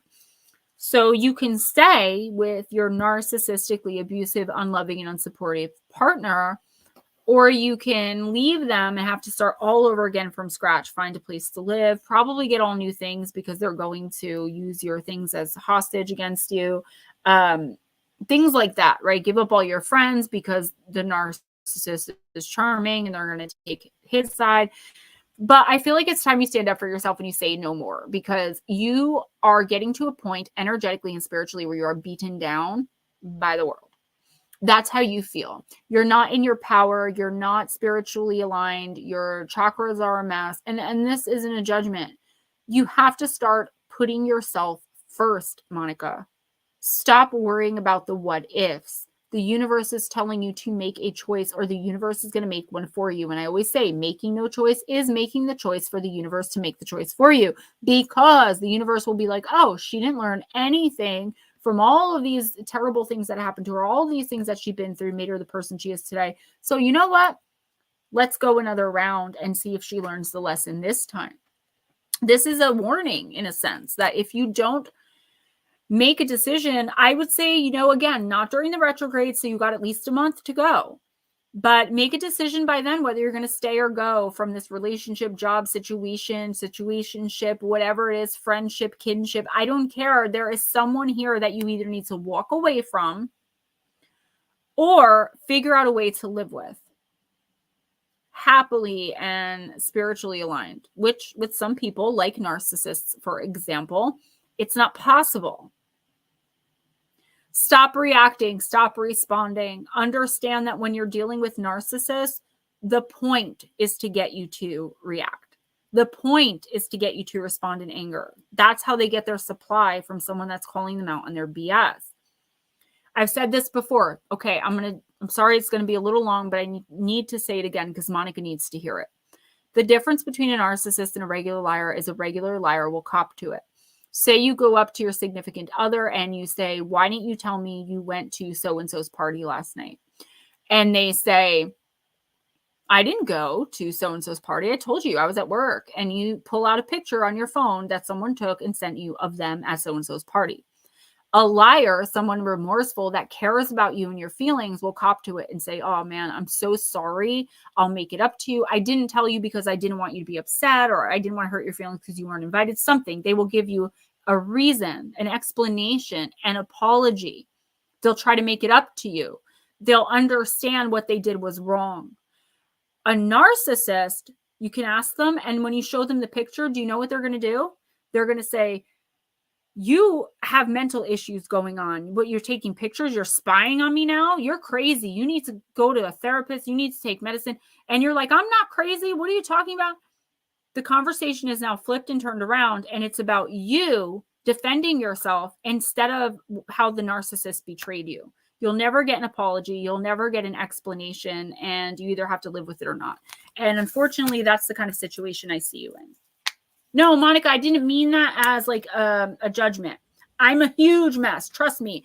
Behind the scenes, if you knew my life, but it's not abnormal. We all have our things. We're all a mess.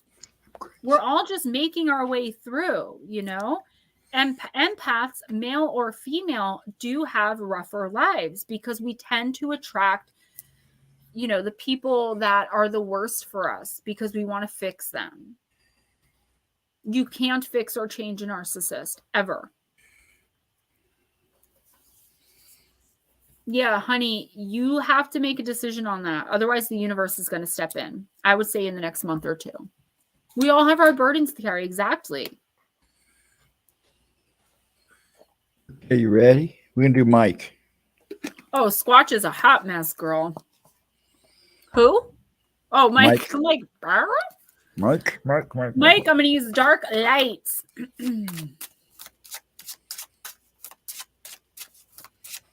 When is your birthday again, Mike? I know you're a Taurus. You're Taurus season.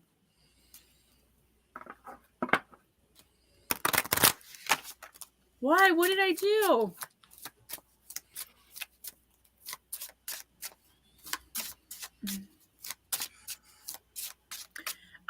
Because we were talking about like Roberto, Alfonso, May 3rd. Right by the full moon. I'll never forget you. Edna, honestly, me too. Me too. And now I'm like, oh. Yeah. And people throw the word narcissist around a lot because I think a lot of people in this day and age have narcissistic traits, you know. But when you're dealing with an actual real narcissist, it is one of the most painful things in the world, I think, because it makes you want to better yourself for this person who you love and believe in and admire, respect, and care for. So you start off for years thinking that you did something wrong to make them behave this way towards you. But the more you better yourself, the less they care. Because ego, pride come before everything else. Everything. They always have to win. You will never be right. You will never get an explanation. You will never receive an apology. And that's painful to endure when you're trying to be the best person you can be, when you're apologizing for everything you've done wrong, either perceived or that you've actually done, when you're taking accountability and being responsible for your wrongs, and when you're trying to make huge efforts. You know, they're still not going to remember your birthday. They're still not going to care about anniversaries, and they're still not going to apologize. And and that's so incredibly heartbreaking and painful when you come to that final realization that that's what you're dealing with. It's the worst pain in the world. I think I'd rather be stabbed in the heart 100 times and just die. Reset. Card number 24. Come and hear my lullaby. Oh, interesting. It doesn't say reset. It says rest. I added an extra E. Mike, you have been too harsh on yourself lately. You are exhausted, poor thing, and your body is burning. Come close to me. Slow down, lie down, close the door to the hectic world. In my peaceful place, time has stopped, and you can take a moment of rest. I'll make sure that no one disturbs you during your gentle retreat. There are things you need to think about, but you'll only be able to think them through after a real moment of repose. You will then view them in hindsight, like you would observe a forgotten photograph that can no longer hurt you. Affirmation, I offer myself a true moment of rest. Welcome sleep, solitude, and calm reflection are now my priorities. I give myself space to recover and regenerate. And I feel like this is why you're so confused and or scattered. You know, it's like you know what you have to do, but you have no idea how to do it. So you'd rather not deal with thinking about it. You really have to disconnect. If it's someone you live with, find your own quiet space. Go somewhere else. It doesn't matter. You have to get away. And the reason you have to do this is because the universe wants to download things to you. And if you're so focused on this person, you're not going to be focused on that teeny tiny little download voice, right? Because when messages come to us, spirit doesn't scream. They send us energetic messages. If we are not in tune at least a little bit, which we can't be when someone like a narcissist, an egomaniac, a manipulator, just a bad person in general, like when they're around in our energy, we're constantly, whether we realize it or not, on guard. We're constantly thinking of, like, we're on eggshells, you know, because we recognize them for what and who they really are. So This card is saying you have to break away or you are never going to receive the answers you've been asking for. And this person's energy is blocking your ability to manifest in a big way. Okay, like big time. So what I would suggest, I know money's tight. You can't just go and get a hotel. If you can get a hotel for like a night or two, do it. Doesn't matter if it's like at the crack shack. I mean, I don't care. You have to get away. If you can't do that, have a staycation somewhere. Go camp, go to a friend's house that you know that like you don't have to entertain them. You can just hang out in the guest room. Like you have to get away to a place where you can clear your mind and accept and receive these downloads. Otherwise, you are another one that the universe is looking to learn a lesson. Like it's looking to learn you something. Nick Y, what up, yo?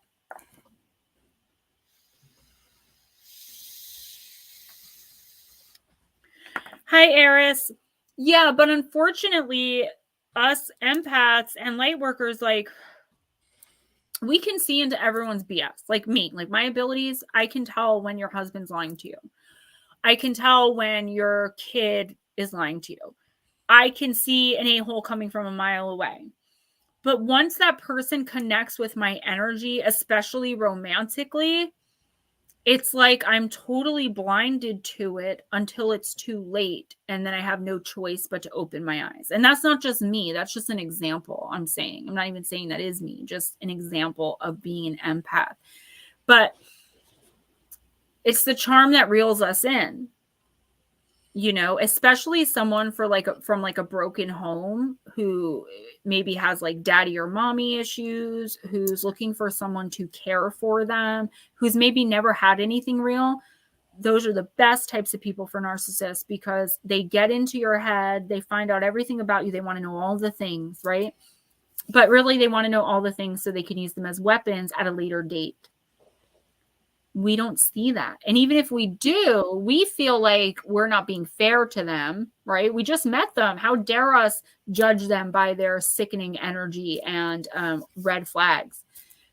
That's why we always get caught up. Yes, they study you. They want to know everything. And then they love bomb you and make you feel like you are the only person in the world and everything's going to be all right from then on out. You have support, you have love.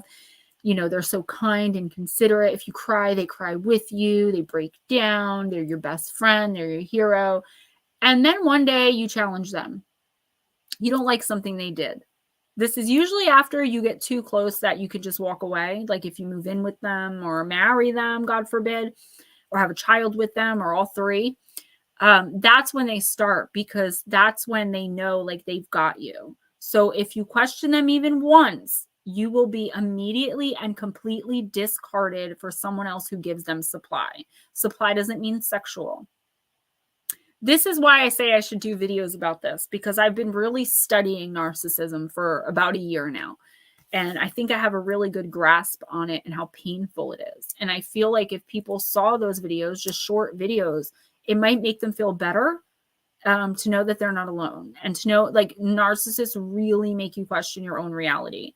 So to know that like certain things are not normal, no matter how isolated you feel, no matter how much they try to make you feel it, it's all tactic. You're in a war all the time. Sounds like a cult leader. Yeah. Except it's one-on-one, but not really because they 99.9% of the time cheat because they need that ego boost. All right. Sorry. Who's next? You're perfectly fine. Jules.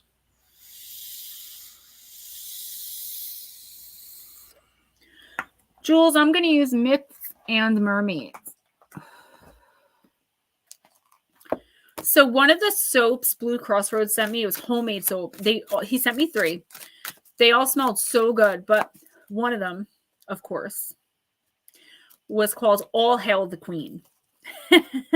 And I was like, yes. Yeah, there are so many different kinds of narcissists, though. They don't all have the flying monkeys. To be honest with you, some of them are really covert about it. There's a narcissist type that's called neglectful. They seem perfectly normal, kind, generous, caring, compassionate to everyone except the person they're in the relationship with. That person they will neglect, emotionally abuse, mistreat constantly. But because everyone else sees something different, like when they're in front of other people, the narcissist is loving. And this gives the other person hope. Like, oh my gosh, look how loving they're being towards me. This is amazing. As soon as there's no one else around, they're back to being jerks again. Some of them also isolate themselves because they don't want to be exposed. All moms are queens. You are so sweet. Yes, thank you, Blue Crossroads.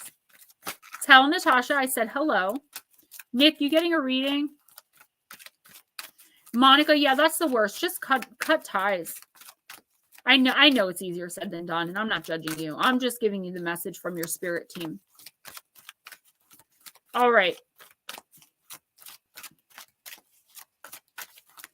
Miss Jules, come on. Can I have a card, please? And the same goes, I believe that, Andrew, I really do. And the same goes for women, you know?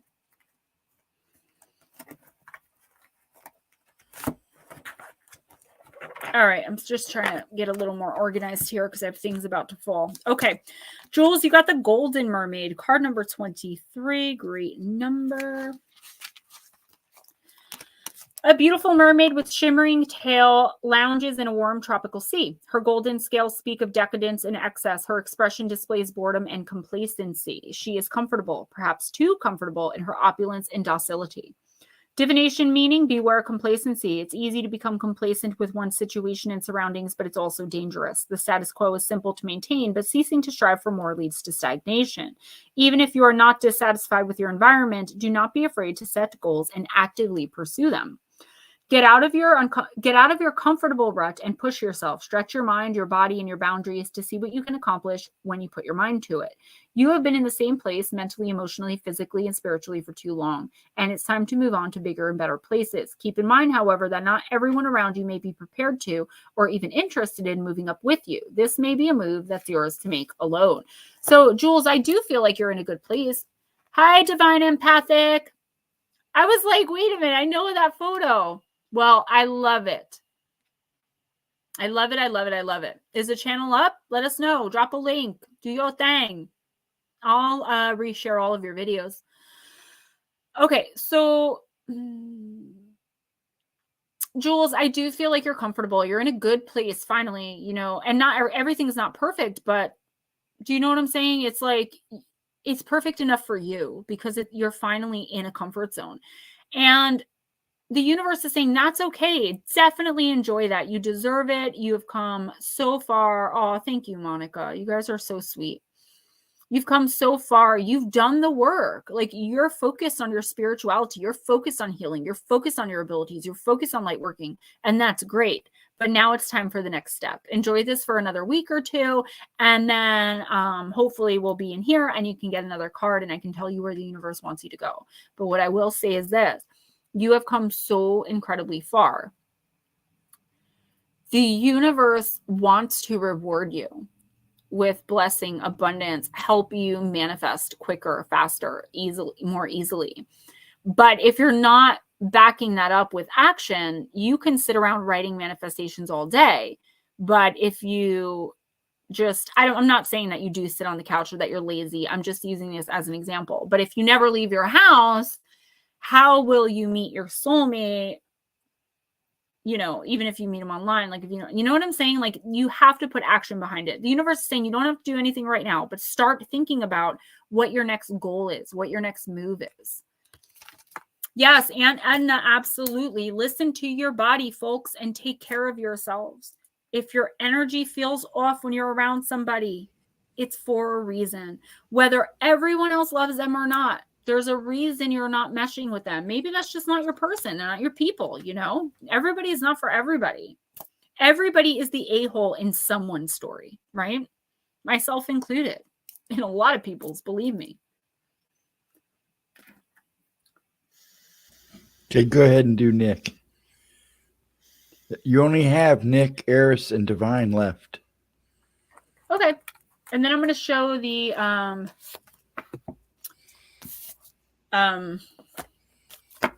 coloring book. And the necklaces, I'm going to put pictures online. All right, Nick, I'm using Ann Stokes Gothic. What? I'm just doing Nick quickly because I know that he's in and out. I think he's at work.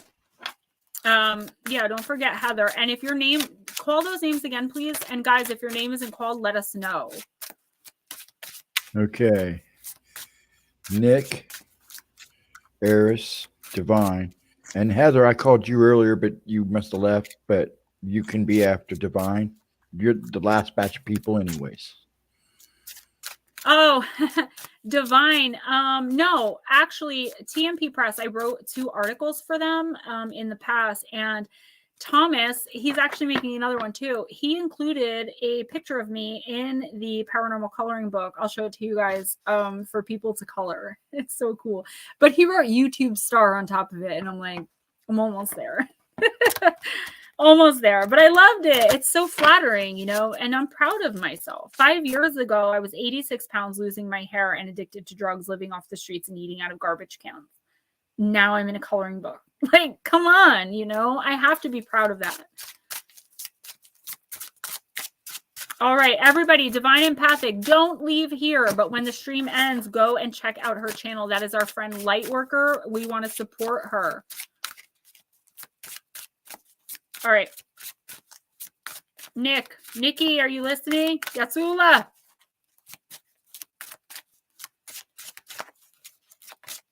Nick, I've got like 3 or 4 people left after you. If you want to hang around, I'll read for Tasha. Nick, you got the blessing. Signs. An angel holds her sword in front of her and prays for protection. Her gaze is strong and focused. Like a crusader, this figure seeks a blessing before going into war. We all need at times some confirmation that we're on the right track. You might call it a blessing. Some of us will receive this from a trusted advisor or mature member of the family acknowledging our path. Others will seek this out in their faith. A blessing can set us on the right track, validating a decision or dream we may be pursuing. It's not unusual for us to receive signs from the universe letting us know that a choice we are considering or an idea we are having is the right one. Has a song come on the radio just at the right time? Its words appropriate for something on your mind, helping you to make a decision? Has a conversation arisen from friends that perfectly aligned with the topic or idea you were thinking about? It might be that there are no coincidences and these messages were truly meant for you. You can call them signs. If you've drawn this card, it means that your idea is being blessed or your wishes are being answered. This is a fortuitous card suggesting that whatever is on your mind or is the subject of your question is favored and divinely blessed. So, Nick, this is a really abundant card. This is a great message. This card is telling you that you can literally have and or do pretty much anything you want right now, but you have to believe that, okay? You have to look for the signs. What numbers are you seeing constantly? What song randomly pops in your head? Who are you thinking about? And then you run into them. Like, speaking of which, I need to talk to you about the elder charmed one, my sister, Chris. So anyway, you have to believe in it. Right. And you're the perfect person to get this card because I feel like you're on the fence and you've been on the fence for a long time. I feel like the only reason you even halfway believe is because you believe in me. But this is the universe pulling you in. Like, Nick, you can do this. You can get yourself out of the situation. You can put yourself into the situation. You can get your dream job. You can own your dream home. But you have to believe that the universe is working for you. That doesn't mean you have to be religious and believe in God, but if you do, even better, in my opinion. But that's not what this card is saying. Everyone has a spirit team. I know because I see them and that's the energy I pull in. I know for an absolute fact that exists, but there's no way that I can show that to you guys except through giving you these messages. This is your guardian angel. Your guardian angel's telling you, acknowledge us. Acknowledge that we're helping. Reach out for help. You don't have to get on your knees. You don't have to bow down. You don't have to worship.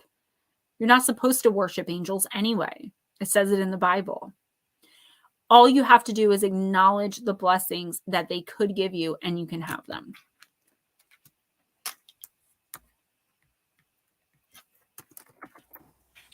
Eris. All right, Eris.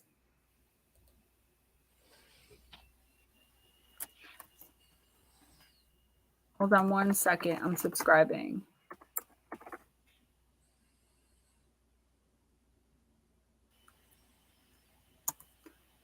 What is it called? Divine Empathic Tarot. Why did it bring me here?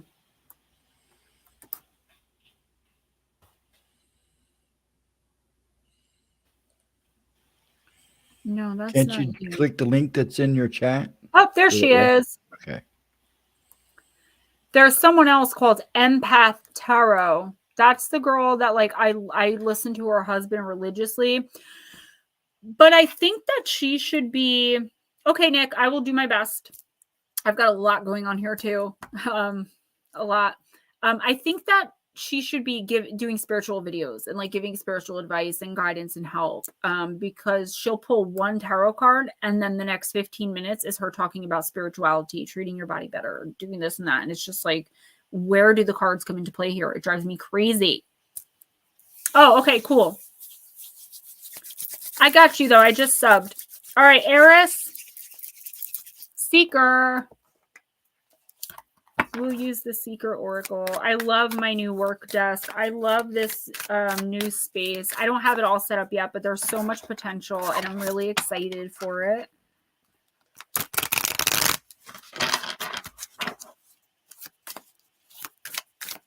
And I love that. I really do.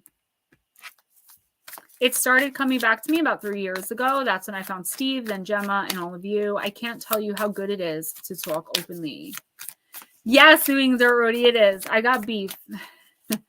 No, I love her. I think she gives amazing advice and she really has divine messages.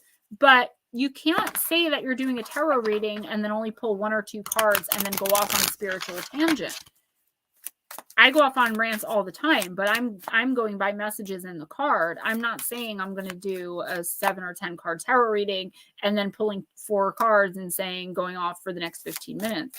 But her husband, Vince, he cracks me up, and he's really good. That is 7D Tarot, Minopon Tarot, and Cancer Moon Tarot. Those are the 3 I like. And I also like Allie's Tarot. Allie's a Leo, so she always like gets really confused over the water signs. And you can see she's like, this has to be Pisces, you know, like she knows. All right, Eris. Love your inner child.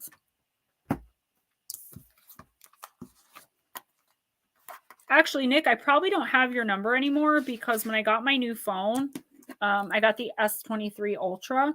When I got this phone, the names carried over, but the phone numbers didn't. So if I type in Nick Y, your name will come up, but there'll be a blank space where the number is. That's why when you guys have been messaging me, I've been like, you know, like, I'm so sorry, but who is this? I feel so bad. Yeah, New England Dirt Roadie, if you want one, you can definitely have one. And we have to do a video one anyway. But I messaged you back earlier and I emailed you with the salt spray explanation. And you can message me whenever you want. But that's up to you. If you want one, I will gladly give you one. I think you could probably use one right now. That's not the right card. Okay. Eris, we all possess a child aspect. This part of our psyche is the vulnerable, sensitive, and carefree child who still feels awe and wonderment. The inner child is the source of laughter and play, the aspect of our psyche that inspires us to jump in puddles and see animal shapes in the clouds. Guys, don't forget, if you can donate through PayPal and Cash App, that's how I get paid. I hate saying it, but I kind of have to, so. If a child is taught to fear, the adult they become may harbor a wounded inner child aspect. As a direct consequence, they could develop a range of maladaptive behaviors in order to cope. They do harm to themselves to avoid remembering. They can grow to become perfectionists or people pleasers to whom the words sensitivity, vulnerability, play, and nurturing are anathema. To ask for help is considered a weakness to someone who will only ever show strength. To work with one's inner child, to be asked to revisit the past takes courage, especially when it requires looking at our relationship with our family, our primary caregivers. Understand this is not about blame, but accepting that a child is not responsible for a parent's actions or behavior. Shame and guilt are not a child's burden to carry. It's time to put that burden down. This is a card of choice, opportunity, and healing. It's your choice whether you look back to seek answers, but even if you choose not to, it is an opportunity to parent your inner child in a healthy, loving, and nurturing manner. It is also a gentle reminder to make time to laugh, play, and see the beauty and magic that exists in the world around you. So, Eris, this card is saying that something from your past could definitely be resurfacing, but it could only be on an emotional level. It could be like a person that harmed you or hurt you. It could just be that like your parents were shitty, crappy parents, like a lot of us. I don't know if you're a Gen Xer, but I know everyone calls like between 81 and 83 Xennials because we're kind of like Gen X, but millennial. I think 83 is Gen X. Like we were latchkey kids. We were wild ferals drinking from the hose. I don't know if you're a boomer. I don't know. But what I do know is there's something coming up from your past. I do feel like it's a familial connection, but it really could be anything, could be an old relationship. It's going to trigger you significantly. So you can either face this and work through it, take it into therapy with you, whatever, bring it to the table here. It doesn't matter. Or you can just choose to forgive and move on silently. If you choose option B, though, make sure that you give yourself a little extra love, a little extra space to heal, a little extra time to work through everything in your head. Don't just try to forgive, forget, and move on, and that's it. Also, oh, you're the same as my husband. You're a boomer. No, not Jurassics. I think that's the one before the boomers. So yeah, definitely, Eris, I want you to just make sure that you don't turn down opportunities in the next week or two to have a good time, responsibly, of course. So going to a barbecue or jumping on a trampoline or doing something crazy that you've always wanted to do but have never done, like bungee jumping. There is going to be an opportunity for this. I don't know exactly what it is, but someone is going to be reaching out asking you if you want to reconnect. Now, this could also be the same person that you have issues with from your past. So maybe they want to reconnect to make an amends or whatever. That's your choice. Be gentle on yourself. Give yourself time to work through this, because I do feel like this person coming in or this situation coming back up is going to be a significantly harder time for you than normal. Boomers are the generation before Gen X. Yeah, so like the 50s, 57. I know my mom is 60. She'll be 62 this year, and she's a boomer. So yeah, it's like boomer, Gen X, millennials. You got the Xennials in there, and then there's Generation Alpha, which is like RJ. It's like 2012 starts Generation Alpha.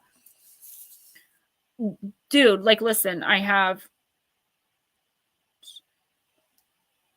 4 millennial children, and I can't stand millennials. I love my kids. I love them. I love them. But I feel like because Gen X was like raised by the boomers, we were like raised feral. We kind of helicoptered our kids, which is why the millennials behave the way they do. People who are 50 years old. Yeah, people who are 50 years old, I believe, are boomers, right? I want to look this up. I'm sorry, guys. So off topic, but what year is considered baby boomers? So boomers were born between 46 and 64. Okay.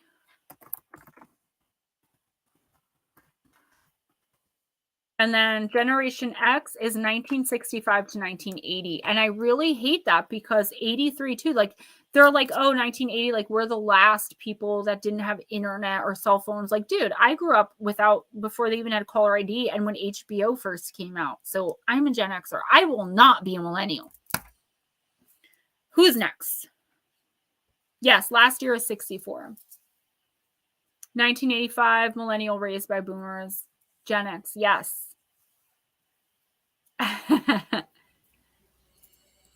Divine. Yeah, either way, whether you're 50 plus or born in the 50s, you're a boomer or a Gen.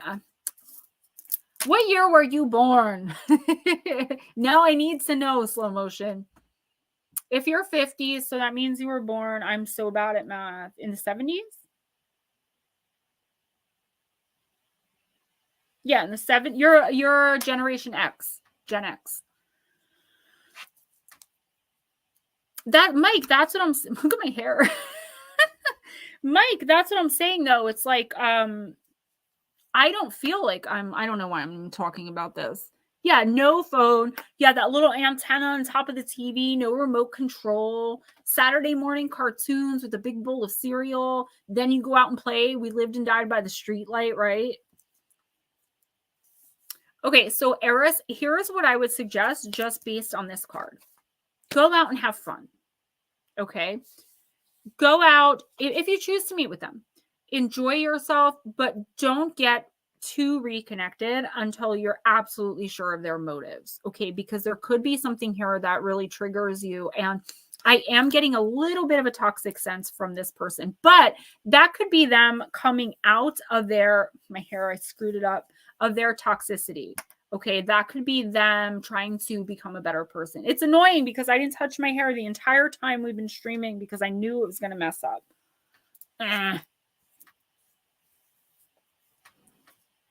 Now I'm mad. Who's next? Would you just stop? You always look good. Now, just do Divine next. And okay, fine. Bye. I said okay. Divine Empathic Tarot. Yeah, exactly. Maybe you got lucky and somebody would give you a cheese sandwich halfway through the day. Yeah, exactly. Exactly that. All right, let's use the Talisman Oracle for Divine Empathic Tarot. 79 is Gen X, yes. Right, we played Manhunt, remember? Or Red Rover, send number 7 over.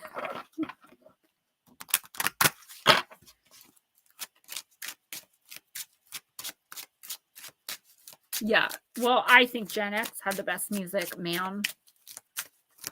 I think they both did. It's way better than millennial music. I mean, come on. Except Mac Miller and MGK. Not throwing shade on them. But they're about all I can stand. You just don't know how beautiful you are. And baby, that's my favorite part. Who said that?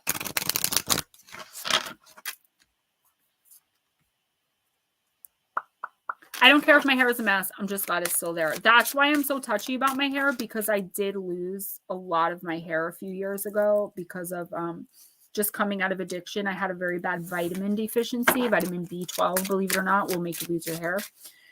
And then once it grew back, I went to get a haircut and I asked for a pixie cut. I showed pictures and I ended up with, she used the clippers. I've only got my hair trimmed since.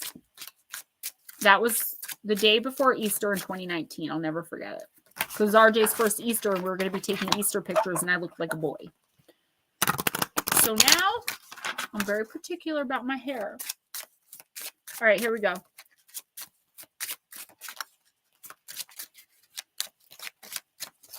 All right, stop that. They're jumping all over the place. So crazy.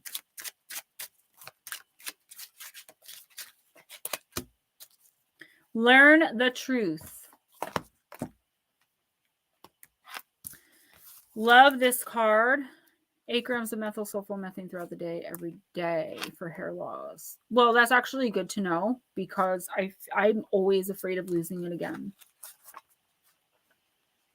So I love you guys. No matter what happens, I can come to this chat and I will get an answer from someone, and it'll be a real answer that makes sense. All right, Nick. Yes. I was trying to find newspaper articles, but I couldn't. Okay. Sorry about that, Divine. We are human and our nature is prone to error, but those errors are opportunities to grow and master a new skill. Sometimes we are unable to see the truth because we compete with ourselves. Our ego doesn't let us move forward because first we have to acknowledge our own shortcomings. You know what you have to do. And It's time to sit with the uncomfortable feelings. It's okay if it doesn't feel familiar because progress happens when we step away from our comfort zone. The truth can be so liberating. See the opportunities that weren't there when you had your eyes closed. The owl will be your guide through the darkness. Use this card when you seek the truth. Meditate on the images when you feel overpowered by a choice you need to make and need clarity. Envision a dark but warm place. See the owl landing right next to you. He is friendly and brings gifts, the fruit of clarity. He wants your attention. Where will he go next? Follow him and discover what path is best for you. Your affirmation: my flaws helped me grow, and now I see the truth. This is about progress, right? Setting goals and achieving them. And your ego every single time will tell you, don't do it. You know, like, I want to start a YouTube channel. Your ego every single time will be like, no, what about trolls? Like, people aren't going to like you. You're not good enough to do that. And it'll stop you. What the universe is saying here is like, don't, my hair, don't feed your ego in that way. Just tell it to be quiet. Just go and, like you did, do what you want to do. Accept yourself for who and what you are. Mistakes and all, flaws, perceived flaws and real ones, and all. Like, I feel like this is the universe also patting you on the back for taking a step in a direction to achieve a goal. I don't know what your goal is with your channel, but whatever it is, you started the channel, and that is a huge step. I know how huge that is because I procrastinated on it for 2 years before I finally made my first video, which everyone hated it. I took down. So I feel like this is a pat on the back and saying, don't be discouraged. Like, things take time, channels take time. Anything that you do, you're going to want to do well. It's going to take time. So if you don't see immediate success, I feel like you are on the right path. This is not just the channel, but it could be, you know, anything else. Yes, Cowie, I sure can. And happy birthday. Anything that you're doing in your life that you want to do well, that you want to succeed in and be a success, it's going to take time. The universe is reminding you that you're not going to receive immediate results, but you will receive the results that you're expecting if you continue to put action and work behind it. Cowie's birthday.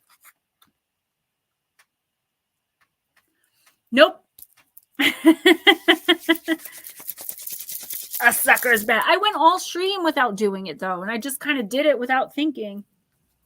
I'm sorry, guys. I don't mean to always be playing with my hair. I'm just very self-conscious about it because of how I lost it.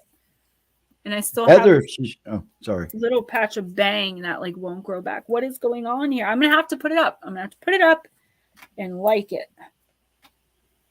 I know that people are going to be like, oh, Gemma, I'm going to listen to her talk about her hair. I came here to listen to readings. What the heck is a boomer? All right, let's see. I want to help people heal after what I went through with losing my brother to an overdose and going through an abusive relationship with my daughter's father's relapse. Girl, we have a lot in common. I think you should email me.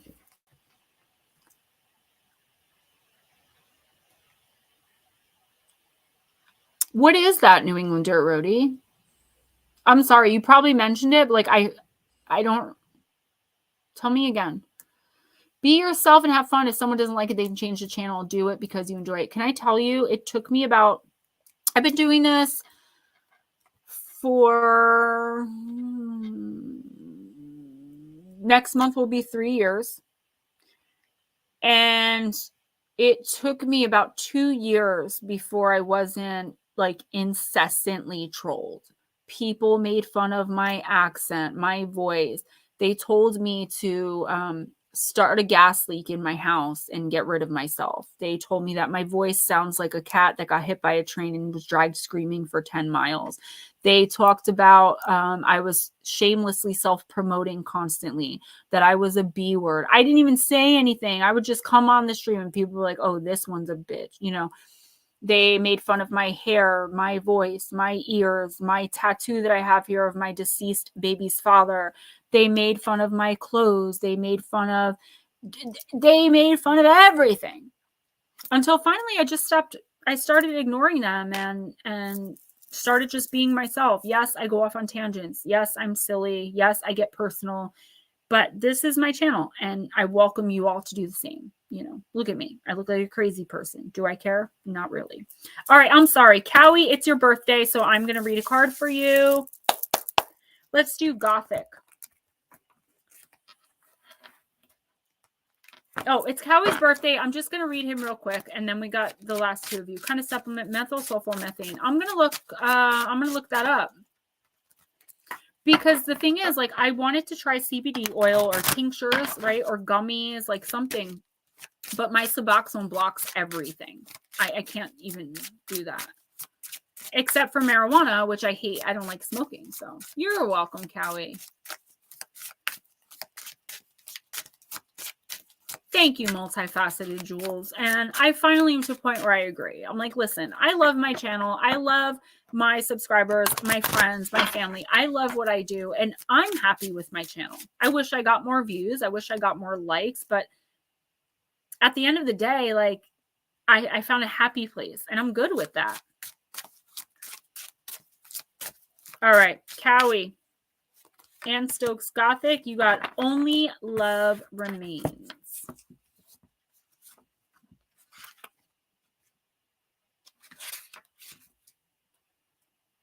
There it is.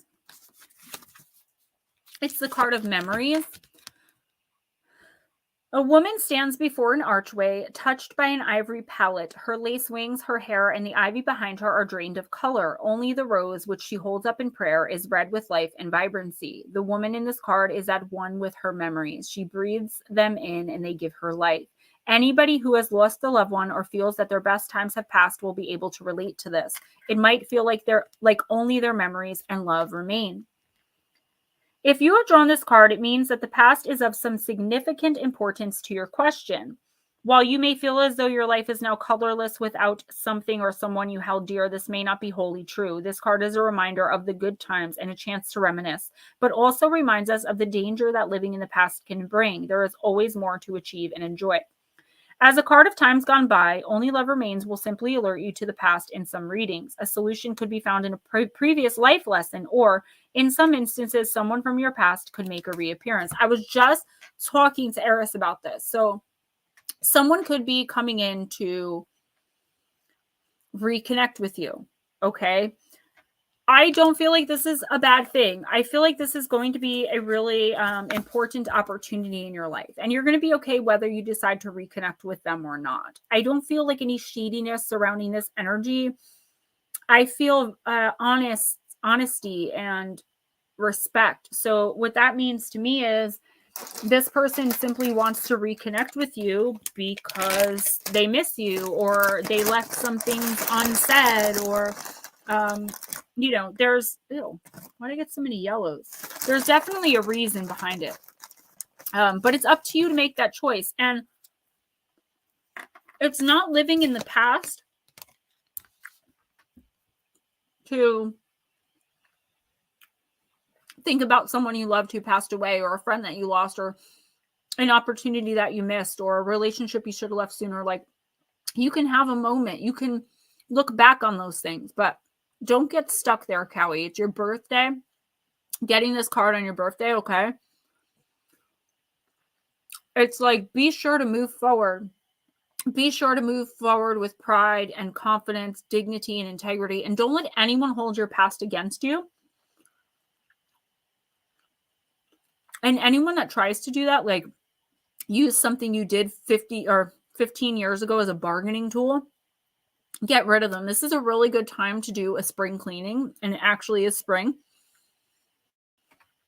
But it's also a good time to do a spring cleaning of the energy in our lives, like what we're allowing in and what we're putting out, what we're giving energy to. If this person from the past is worth the energy that you're going to expend or expel in reconnecting with them, give it to them.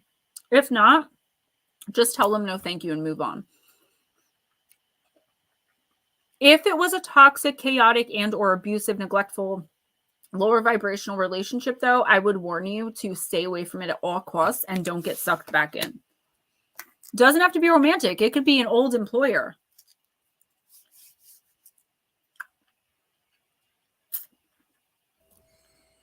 Okay, you ready? New England Dirt Roadie, I'll talk to you privately about that. Heather Nikki, right? Yep. Deep, dark, and dangerous.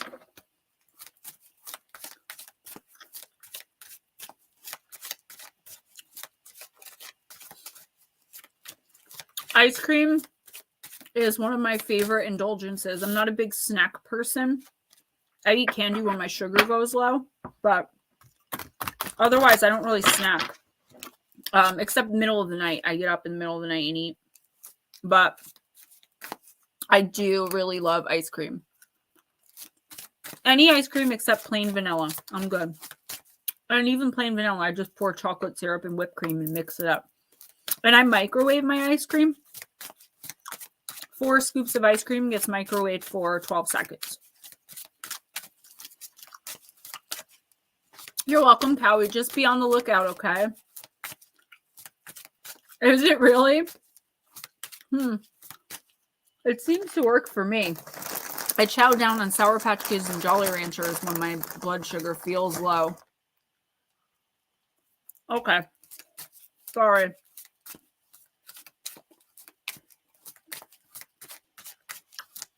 Jules, I think you may have a spiritual reason for that, though. I'd be hard-pressed to believe that that's physical. I mean, it's affecting you physically. Obviously, it is a physical thing, but... Okay. Heather. Who's after Heather? Oh, Netter? Yes, New Heather England. and Netter. Again. Didn't she come up in a different card, Medusa? Oh, no. You know what I'm thinking about? Yeah, there was another card pulled with Medusa on it.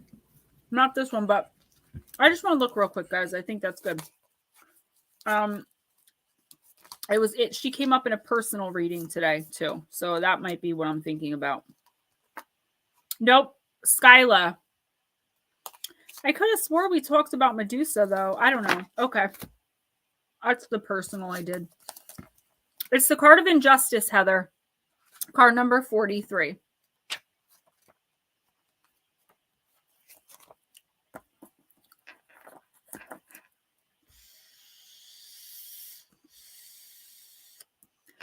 After I read for Heather and New England Dirt Roadie, guys, please stick around. I want to show you the coloring book. You must fight against injustice, Heather. To say nothing in the face of inequality or injustice only increases the imbalance. You have the right to defend yourself. Truth isn't always easy or evident. Look deeper. Sometimes the mirror lies. A half-truth is still a lie. Many people only know the half story of the woman with the serpents for hair. They know the hero Perseus has come to slay her as a part of his quest. They know the goddess of wisdom, Athena, is aiding him by providing him a mirrored shield that assists him in avoiding Medusa's cursed stare. For to gaze at her directly means certain death with a body turned to stone. People see the monster Medusa, this horrendous, horrible creature, her hair hissing with spite, and see too the brave and sturdy hero come to end her, and they assume that yes, he is righteous. Yes, but that's only half the story. According to the ancient poet Ovid, Medusa starts as a very mortal and human woman. As she grows up, she grows ever more beautiful. Her hair is of a rich color, long and lustrous. Her skin is flawless, and her voice is very sweet. Like the ill-fated Helen, men fall at her feet. All men wish to marry her, and every man who sees her wishes to possess her. Sadly, gods too.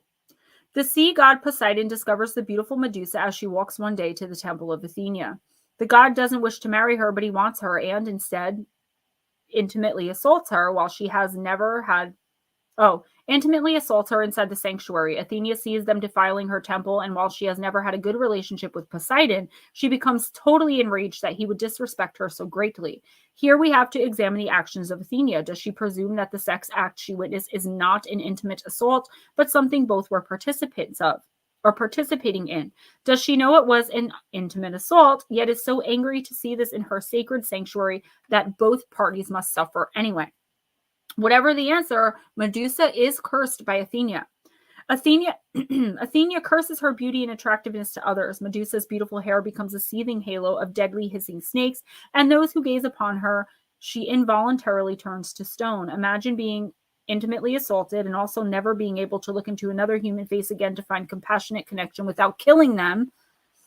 Medusa becomes a solitary monster, feared by all, and of course now a target for heroes to conquer. When Perseus comes to fight her, he sees a forest of what he thinks are statues, but who are actually people whom Medusa has petrified. Seeing this landscape, he becomes afraid and asks for Athena's advice. The sword of Perseus eventually beheads Medusa, and he is able to do this through Athena's reflective shield. By using the mirrored shield to indirectly view Medusa, he is able to avoid her petrifying gaze and win the battle against her.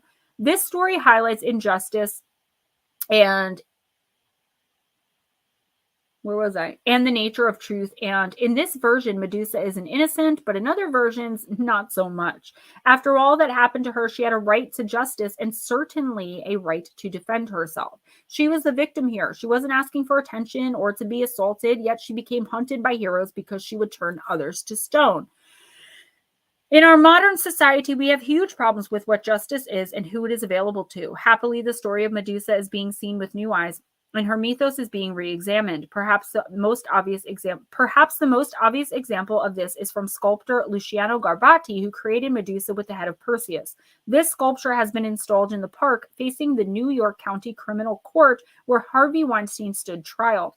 This court handles many women's justice issues, including intimate assault cases. Your plant companion is yarrow, and your crystal companion, green snakeskin jasper. That is this right here. I wear it all the time. See it? It's beautiful. Green snakeskin. It's snakeskin jasper. I don't know if this is considered green, but it has a lot of green and brown in it. Okay, so. Heather. Girl.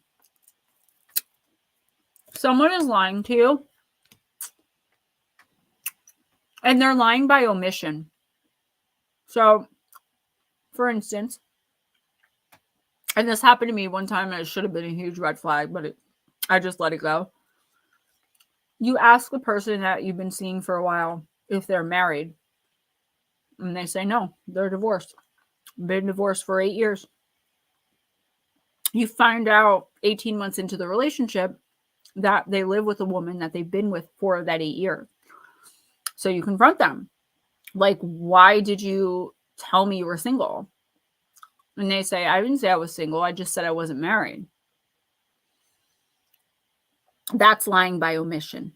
Okay? And it's still a lie, and it hurts just as bad. I feel like you're angry or you're about to be angry at the wrong person. Make sure you really take a step back and look at a situation before you start placing blame. Now, righteous anger in the situation you're about to deal with or are dealing with right now, perfectly acceptable, and it's actually quite normal.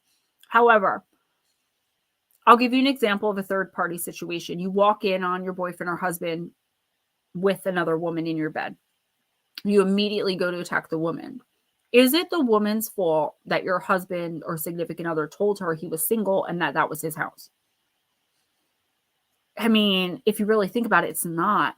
So it's something like that. Like, you're going to immediately be like, I'm going to get this person, or just really angry at this person, maybe ready to cut someone off or not talk to someone. But you don't know the whole story.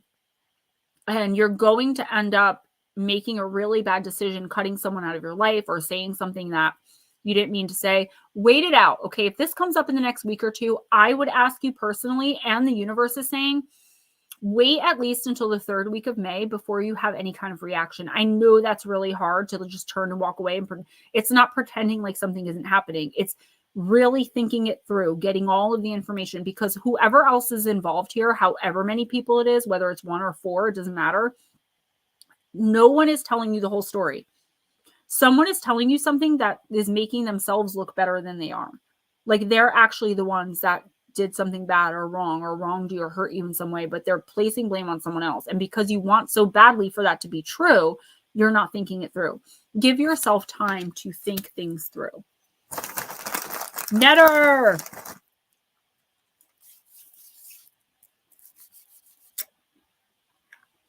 Let's do talisman.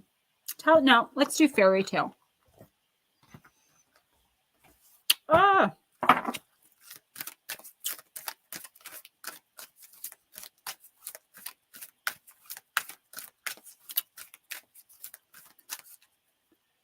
Blue Crossroads, that's exactly what I mean. But I've been in that situation, and I know in most situations, in most cases, we'll go after the other woman. It's usually not her fault. She usually doesn't know. I didn't know I was a mistress until 18 months into my relationship when I was already invested. You want to do Talisman? It's my new one. It's really good.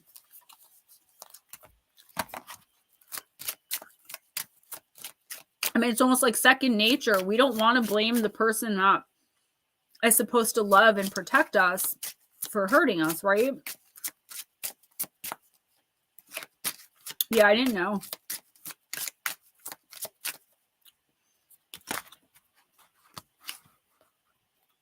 You got it, boo. Yeah, that almost never happens where I'll say like a deck and then I'll grab another one. That's in the 2 years I've been doing this, that's maybe the third time that happened. All right, let's see.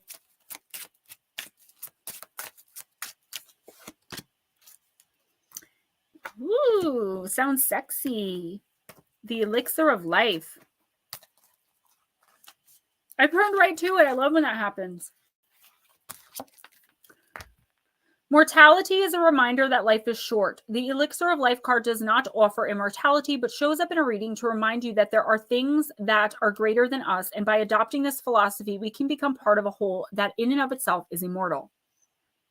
We want both simplicity and abundance, and seeing the pure energy connecting us can be liberating. Our unconditional capacity for love and kindness is immeasurable and has the ability to remove all fear. Acknowledging the laws of nature that govern the universe places on us the power and responsibility to create our own sense of meaning. This card can be used in a variety of ways that can be best determined by you. The Elixir of Life offers insight when you are on a quest for meaning. Meditate with this card in mind when you need to free your mind and see the bigger picture. Imagine taking a sip of truth serum and looking within to see what makes you truly happy. Energy lives forever is the affirmation. So, New England Dirt Roadie, I really think that this is a reminder that there is, and I know a lot about your specific case, so that always plays into it. I can't help but bring that in. So, I know you told me I could talk about it anyway, which is cool. So this is a reminder that there are things going on beyond our line of human vision and what we're able to perceive and see. But if we allow ourselves, and I know, like, I'm not saying you're allowing yourself to be influenced and attacked, but what I'm saying is if you accept that as that's just how it is, and, you know, like, that's a problem because you're not fighting back. This card is telling you, like, you have the strength in you. You have everything you need to fight this darkness, to not be influenced anymore, to not be ran out of your own home because you can't take the energy. Excuse me, you're suffocating, feel like you're losing your mind. This card is a reassurance to you, telling you that things are going to get better. Don't just accept that the mayor is going to be taking you on and taking you over and undoing all these horrible things. We already got rid of his extra entity, his rage entity, gone. So this card is saying it is possible. Think the absolute best. Always think, even when you feel like you're overwhelmed, train your mind to think that you're not overwhelmed. That's your house. That's your body. That's your space. Screw him. You're sorry about what happened, but it's time to move on. Dude's been dead for 300 and some odd years. This is a reassurance to you. You have everything that you need. You have the elixir of life inside of you to banish and vanquish all of this negativity and the mayor. Anyone else? Because I want to go get that back. Damn, that was good. Yeah, baby. Okay. I'll be right back, guys. Ow, I stuck to my chair.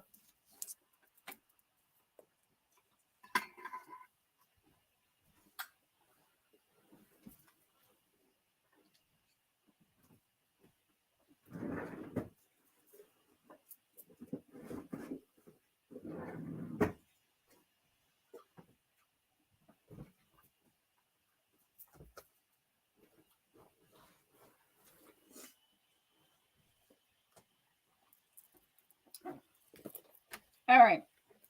Let me just see one more thing. I hate standing up like that. All right, so here's, first of all, Thomas from TMP Press is absolutely awesome, and I have to give him a shout out.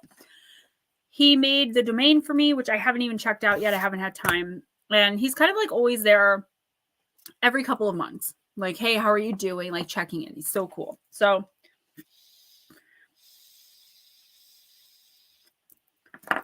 let me just comment on this. Blue Crossroads says, I have someone who is a master of lying by omission. It really hurts when they do that. Biggest problem is I'm a trained interrogator and they're not greatly aware I can see, hear, and feel it all. So here's the thing with that. You're a trained interrogator and I really believe that you're amazing at what you do. I can see it all over you. I have the same thing with my abilities. Like I said, at first, if it's a soul connection, I'll be blocked completely. But that's how I know it's a good connection, right? Or it's a contracted connection in most cases. And I hope for the best, because then I have to be a normal human being and not see people's energy and see people's, soul and all that, their light and all that. I have to just be normal and hope this guy is not full of crap. But a lot of the time, I won't say anything. Like, I will know from the depths of my soul. My guides will tell me this person is lying, this person is cheating, this person is stealing, whatever they're doing. And I still can't find it within myself to say, I know you're full of crap. It's like I just don't care enough for the conflict. And I'm not saying anyone now is cheating on me or stealing from me. I'm just saying in general, okay? I'm not putting anyone down or talking about my personal relationship, but that has happened to me so many times where I just continue to allow it to happen because I had no factual evidence. I couldn't pull out a picture and say, and when you're dealing with a narcissist, even if you did, I explained to Monica, you guys heard me, that they're just going to turn it around anyway. Your reaction, your anger, your hurt, your pain, your tears, that's the point of narcissistic connections. They want that. That way it's about you being too emotional, being overly angry. It's called reactive abuse. When you ask someone, to remember your birthday and 3 years in a row they forget and leave you crying in fetal position in your bed. They don't say sorry. They just say, well, I guess I forgot, and go on with their day. The 4th year, you get so angry, you punch a wall and a picture frame falls down. Now, every time you argue, they talk about that one time you got violent with them. It's never about the forgetting of the special days, right? And that's just, it's almost like I would use the word horrific to describe how that feels for the not narcissistic person. All right, so here's the deal with my Maggies. We got issue number 1.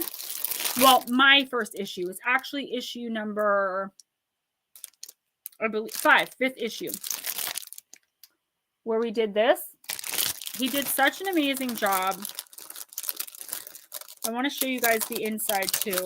I wish I had kept the second one in plastic because I showed it off so much that it started coming loose. Just give me a minute. I will find my page. I don't even know what that is. Oh, there it is. Nope, that's not it.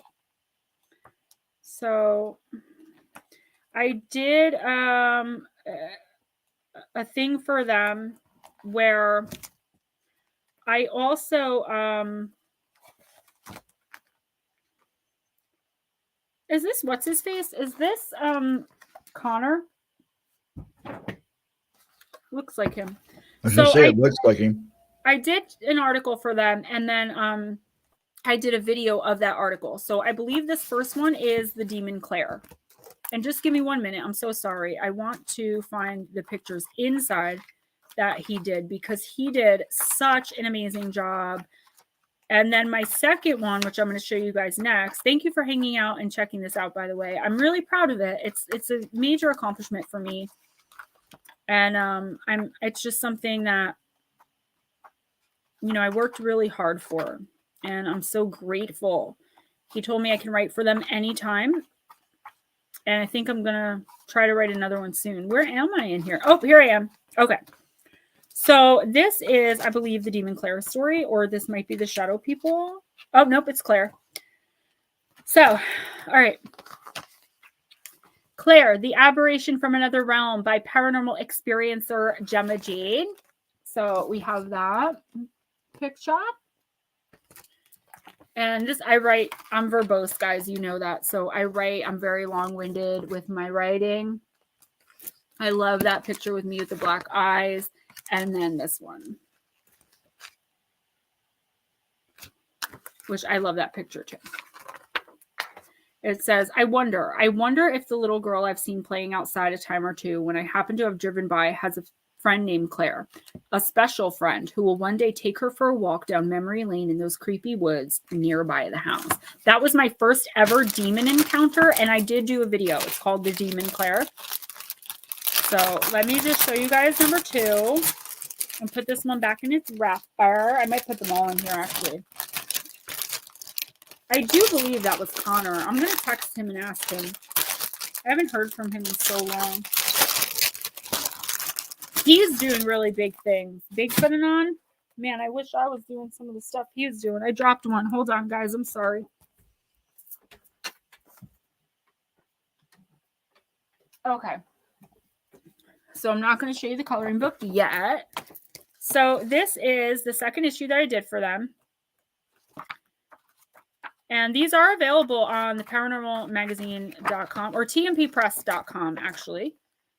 If you guys ever wanted one, just email me. You send me the money, and I will sign it and send it back to you. Where am I? Come on now. I didn't think this through, guys. I'm sorry. Oh, here it is. Okay. So this is my Shadow People thing, and my pictures did come out, but that's not the magazine's fault. That's my fault because I was opening it so much. That's actually the coloring book picture. I'll show it to you. It's pretty cool. And then we got this one, which I love, love, love. And I think that's it. Rest assured that this is not the final encounter with the jinn. They walk among us and their powers increase. If you have any jinn encounters, then please contact my YouTube channel. Thank you for spending your time reading this true document. Your paranormal friend, Gemma Jade. Woo. Okay. And now, the pièce de résistance. So it's UFO Coloring Book Confidential, Adventures with the UFO Aerial Phenomenon. And this is really good because it does get me recognition, right? Even if it's a small amount. Yes, please email me, GemmaJadeParanormal@gmail.com. So that's his wife, and that's me. Isn't that so awesome? It says YouTube star, author, psychic, and paranormalist, Gemma Jade. Yes. So GemmaJadeParanormal@gmail.com, guys. Let me put it in the chat. It's also in the description box. If you guys haven't seen if you haven't seen any videos, you can always go back and watch them. I would really appreciate it. It really helps me. Views to make money, you know. Also, I think you guys will find it very interesting. A lot of the stuff I have on here is stuff that's... Oh, it's not your wife? Oh my gosh. I thought it was. That was such a beautiful message that you put on there for her. I was like, oh, it must be. My son thought it was me. He's like, oh, that's you. I'm like, I'm on the other page, buddy. But he's only 4. I know, YouTube star, and it's so cool because that's obviously like such amazing publicity. And I just couldn't be more grateful. And Thomas, I'm glad that you're still in here because I really, really am grateful. And I'm going to work on something else and send it to you. I have so much stuff. So, all right, guys, don't forget PayPal, Cash App. That is how I earn a living. And thank you for all the super chats, super stickers, PayPal, and Cash App donations. Don't forget my books, Missing the Fae Theory, Encounters with Evil, 101 True and Terrifying Stories, and Shadow Entities, Sleep Paralysis, and Beyond. Nobody is really getting that one. I don't know why, but all the links to the Kindle and paperback are in the description box. Thomas, I'm so sorry. I had no, you should email me, and we can have like a conversation professionally, but I would love to talk to you if you ever need someone to talk to or anything like that. And that goes for all of you guys. I'm a really good listener. Takes me a little time sometimes to get back, but I always do. And especially if you need me or need someone to talk to. Check out any videos you guys might have missed, any live streams. Lara did not come in tonight, so I wasn't able to approach her about the opportunity. I wonder if maybe that's why. I think she's scared. But I might be able to talk her into it. Tomorrow night, right here, starting at 8 p.m. Eastern time and going till whenever, it is Ghostdragonzw, the hour of Ghostdragonzw. Next week, it'll be me, him, and Paranormal Pixie, hopefully. But you will see him tomorrow here. I'm going to set up the stream tonight. So all he has to do is go in. All right. Love you guys. Thank you for everything. Love, light, peace. You are beautiful. You are amazing. You are light, love, and peace. And remember, guys, love is always the key. Kindness is always the answer, because in the end, only kindness matters. All right. Smile at a stranger.